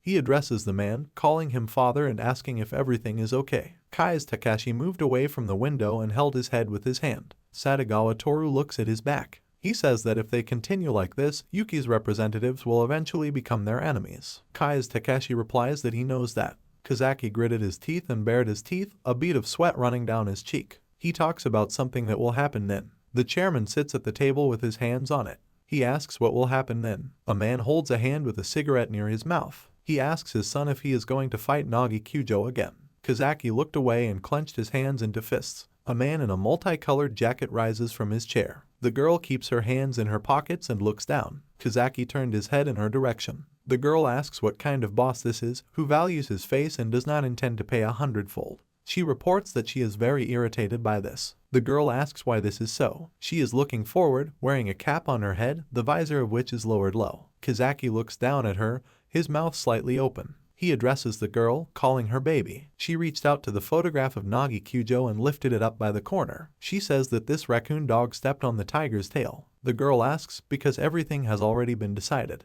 Na says that Nagi Kyujo will eventually get to Yuki. She also adds that if he does this, then there is no need to even bother. Kazaki looks at the girl, placing one hand on the back of the chair and the other on the table. The girl stands in the middle of the office, with one hand in her pocket and holding a photo of Nagi Kyujo in front of her. She turns to Kisa Takashi, saying that this is too much. She asks him if he is willing to lose his face. The girl says that he is a lifeless creature who does not want to face the monster or go against it. The girl sharply crushed the photograph of the young man in her hand. Satagawa Toru and Kai's Takashi look at her in shock, their mouths slightly open. They clearly did not expect such a speech from her. The girl leaves the office, putting her hands in her pockets. Everyone looks after her. Kai's Takashi rose from his seat, leaning on the table. He loudly shouts the girl's name. Her name is Misaki. The man tells her not to go outside without permission. The man closed his eyes and raised his hand to his head. Beads of sweat run down his face. He curses and turns to Kazaki. Kai's Takashi tells him to keep his eyes on Misaki. The man points his hand towards the door. Kazaki rose to his feet and was ready to run out. Kai's Takashi says that if Nagi Kyujo and the guys from the foreign mafia fight each other, then things will smell like kerosene. Kazaki briefly answers his father with agreement. Misaki walks down the corridor towards the door. Kazaki shouts loudly after her, calling the girl baby. He goes down the stairs, catching up with the girl. Kazaki turns to her and tells her to wait for him. The girl does not turn her head and does not stop. He says it's very loud. Misaki turns to Kazaki and tells him not to follow her. The man goes downstairs, clenching his hands into fists. The girl put her hands in her pockets and lowered her head down. She asks the man why he follows her everywhere. Kazaki replies that this is an order. Misaki asks him if he will accompany her to the toilet. He asks again in bewilderment. The man raised his hand up, his index finger extended. Beads of sweat run down his head. He says that if she needs to go to the toilet, there is one in the office. The girl says that this is a sensitive topic. She looks forward, her mouth parted. The cap casts a shadow on her face. Misaki says that she needed to visit him urgently, so she didn't say anything. The man looks ahead in bewilderment, his mouth slightly open, a bead of sweat running down his cheek. The girl turned her head to the side, her mouth was slightly open, she was looking over her shoulder. This is the daughter of the head of Seishinkai. Her name is Kai's Misaki. She's talking about pets. Her brother looks at the girl in shock, his mouth parted and his eyes widened. The girl turned towards Kazaki and looked at him with her mouth slightly open, then points his finger at himself. Misaki turns to him and tells him to go to the pharmacy and buy her a package. He asks, amazed, if he really should do this. The girl replies that he can only ask him. The girl looks forward, glancing from under her cap. She says she will wait for him here and asks if he agrees. The man looks down at her, beads of sweat running down his face. He makes a strange strangled sound. Kazaki runs somewhere, quickly moving his feet. The girl stands in the doorway with her hands in her pockets. Kazaki says he will be back soon. He asks the girl to wait. Kazaki quickly runs forward, waving his arms. Misaki holds the visor of his cap with his hand and smiles. She talks about her brother, calling him a simpleton. She says he is so easy to fool. The girl walks forward, putting one hand in her pocket and holding a photo of Nagi Kyujo in the other. She looks at it closely. The peak of her cap is pulled low. The girl says that she will make him pay back for what he did to Seishinkai. The girl clutches in her hand a photograph of a young man, which is badly wrinkled. She says Nagi Kyujo's name. The girl walks forward with her hands in her pockets. She says she will kill him. A young man holds a phone in his hand and puts it to his ear. He walks among a crowd of people. Misaka is also here. She follows the young man, being a little further away. She stares ahead, the bill of her cap creating a shadow on her face. On the wall of the building it is written that this is the Kyujo clinic. The nurses and secretaries stare ahead. A drop of sweat runs down the man's face. His mouth is slightly open. Someone loudly calls out to Nagi Kyujo, calling him master. Kisaragi Yum put the phone to her ear and said something loudly. Her eyebrows are furrowed and overall the woman looks dissatisfied. She says he should have been at work a long time ago. She asks the young man what time he thinks it is. Nagi Kyujo responds with a groan. A woman holds the phone near her ear and frowns towards him. Nagi Kyujo says he apologizes to the woman. Kisaragi Yum stands with his back to the nurse and secretary. She has a hunchback and is tense. Beads of sweat are running down the faces of the nurse and secretary. They look worried and surprised. Nagi Kyujo says handing over his duty shift took a surprisingly long time. He tells the girl not to worry, he will be in the hospital soon. He also wanted to say something else, but did not finish his sentence. The woman opened her eyes wide and glanced sideways towards the phone. There is some kind of crackling sound there. Kisaragi Yum looks towards the phone, a bead of sweat running down her forehead. She calls Nagi Kyujo by his last name and calls him master. She asks him what happened. The phone with the call screen open falls down. Cracks appeared along its body and screen. Kisaragi Yum's voice comes from the receiver. She calls Nagi Kyujo. The young man looks forward in shock. He holds his hand near his face. Nisaka stabbed him in the back. She smiles smugly and sinisterly. The black background smoothly flows into white. Nagi Kyujo turns to God. The girl holds the weapon with both hands, a drop of sweat running down her cheek. The young man says that who would have thought that a child would attack him. He turned his head slightly and glanced sideways behind his back. Nagi Kyujo says that it seems Japan has become so unsafe. Nisaka looks up in shock, her eyes wide. She swings her weapon, lunging forward. The girl clicks displeasedly. A bead of sweat runs down her cheek. She grits her teeth and bares her teeth nervously. She wonders what the young man avoided. The girl says that she attacked from behind. Nagi Kyujo turned back, his bangs covering his eyes. He looks at the girl with a smile. Nagi Kyujo says that by emitting such a murderous aura, it is as if she is asking to be found. The young man looks at the girl with wide open eyes. He looks surprised, his eyebrows raised slightly. He asks the girl if she really has some kind of grudge against him.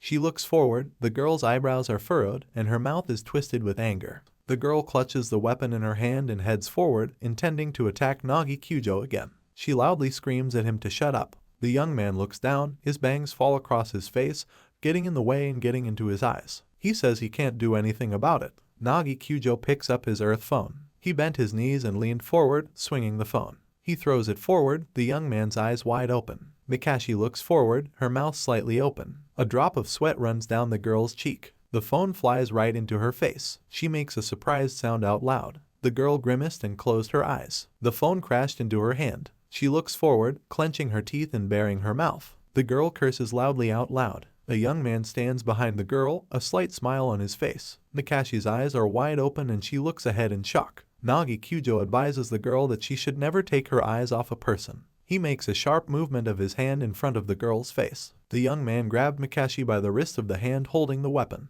The young man holds the girl by the neck, pressing her to him. Suffering is reflected on her face, a drop of sweat runs down the girl's cheek. She makes a strangled sound. The weapon falls to the floor, pushing off and flying up. The girl glances nervously to the side, her teeth clenched tightly. She makes a strangled grunting sound. Mikashi pulls the zipper of his jacket down. The girl takes out a folding knife from under her jacket. She opens it with a sharp movement. The young man's eyes are wide open, he glances to the side. Mikashi swung her arm back, trying to reach the Nagi Kyujo. He stepped back. The young man looks away. His mouth is wide open. The young man says that this is vile. He notices something and glances to the side. The young man clutches the girl's empty jacket in his hands and looks at her in shock. Mikashi stands with his hand on the ground and bends low. In her other hand she clutches a knife. She has an angry expression on her face, her eyebrows furrowed and she looks up. With a sharp movement she takes off from her place. Mikashi extended her hand forward, stabbing and cutting through the jacket. The young man stumbles back, mouth open. He is amazed and says that this blow is not bad.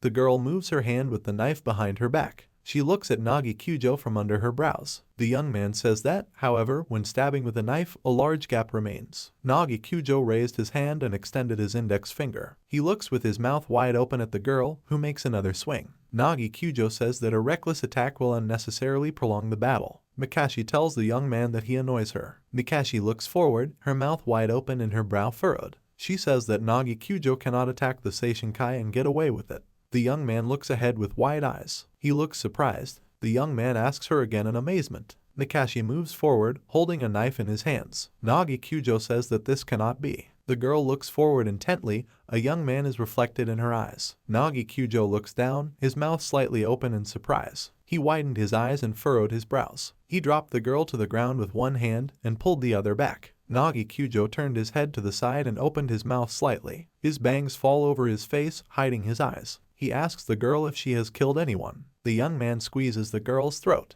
Mikashi looks up. Her brows are furrowed, her teeth are clenched with tension. The young man says that compared to treatment it is easy, you just need to pull the trigger. Nagi Kyujo looks away, his mouth slightly open. The young man's face is hidden in the shadows, white light falls on him from his back. Nagi Kyujo tells the girl to remember one thing. He tells her that if she is going to kill someone, she must be prepared to be killed. The girl looks up in shock. A bead of sweat runs down her face. The young man asks her if she thinks so. Sadagawa Toru stands behind the guy and points a gun at him. Nagi Kyujo addresses him by name, calling him master. The man, with his mouth slightly open, continues to hold the weapon in his hand. He turns to Nagi Kyujo and tells him to let the young lady go. The young man continues to keep his hand on the girl's neck. She turned her head to the side, one of her eyes was closed. She says the name Sadagawa Toru questioningly. The man continues to hold the gun pointed at the guy. Nagi Kyujo leaned forward, holding the girl. He says that it turns out that she is the daughter of Kai's Takashi. The young man looks forward, a white light falls on his back. He says, lest he be misunderstood, he is more of a victim than an attacker. The young man continues to keep his hand on the girl's throat. She grinned nervously,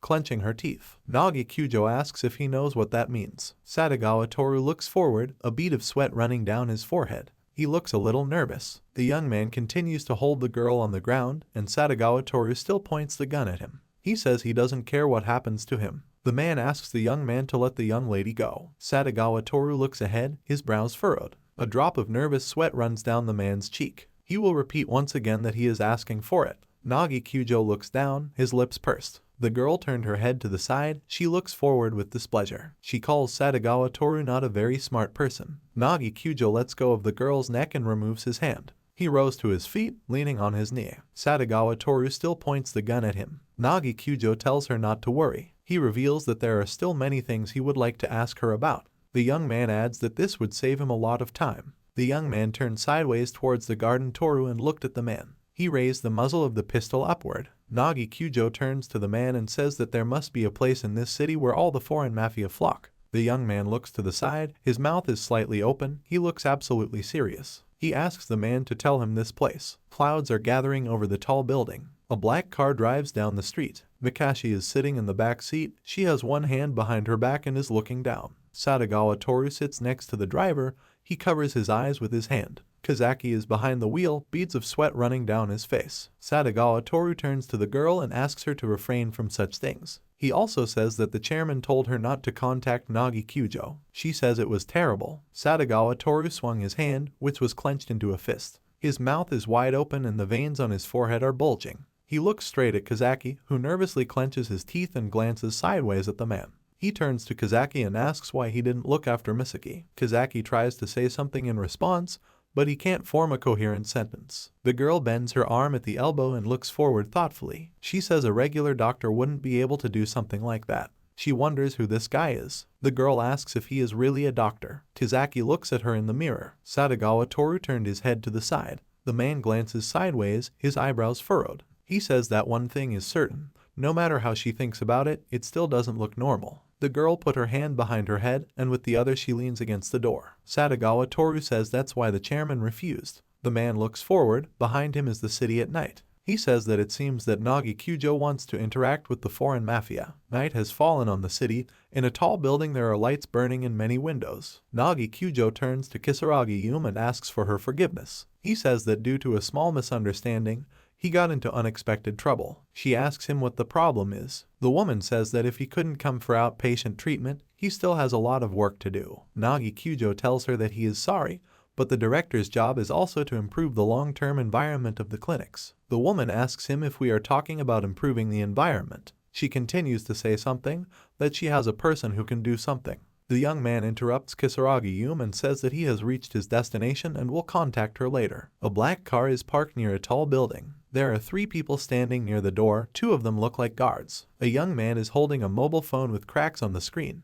He reaches his finger towards the red cancel call button. Kisaragi Yume asks loudly and tells him to wait a minute. A young man stands in front of 2 tall men who look at him sternly. Nagi Kyujo hums thoughtfully. He puts the phone inside his jacket and looks at the men with a wide smile. The young man greets them. Kazaki stands near the car and leans towards his sister. She looks at Nagi Kyujo and Satagawa Toru, who are in the tunnel. The man holds his hand under his jacket and looks towards the young man. He turns to Nagi Kyujo and asks if he is going to go there alone. The young man replies that, unfortunately, he has no one to go with. Kazaki leaned towards the girl, a bead of sweat running down his face. He looks concerned about her condition. Satagawa Toru looks forward with furrowed brows. Behind him is a bright white light. He says they will do whatever it takes to achieve their goal. The young man closed his eyes and smiled slightly. He says they are similar. Nagi Kyujo looks at the man with pursed lips. Satagawa Toru turns sideways towards the young man. He says it will be better if they destroy each other. Satagawa Toru turned his back, his hair pulled back into a low bun. He says that there is a club on the outskirts of the foreign quarter. Let the guy go there. The man is about to say its name. The gold plaque has designs drawn on it and the name forbidden written on it.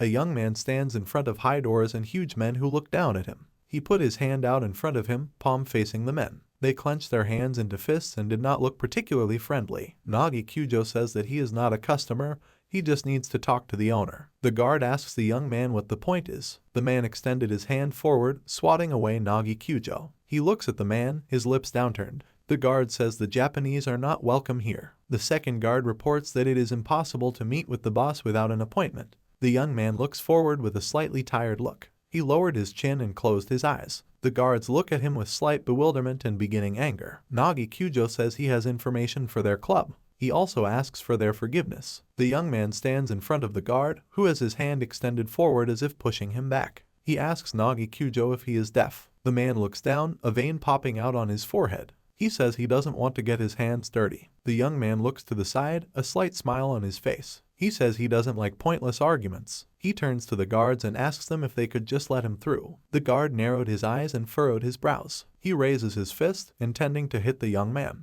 The man then calls Nagi Kyujo a monkey and tells him to get lost. Nagi Kyujo looks away. His head is slightly lowered. The man's hand flies forward. The guard, with a puzzled expression on his face, strikes his partner. Nagi Kyujo stands between them, guiding the man's hand. The blonde covered his face with his hand and leaned forward. The second guard looks at the young man. He curses loudly, and the second guard makes a strangled sound. Blood is flowing from his nose. He clenches his teeth angrily and looks forward from under his brows. The man tuts displeasedly. He quickly moves forward, intending to attack the young man. The man calls Nagi Kyujo. The young man grabbed the guard's hand and the hem of his jacket. With one movement he dropped it. The second man looks forward in shock, his eyes wide, a bead of sweat running down his cheek. Nagi Kyujo sends the blonde towards his colleague. The guards are standing nearby.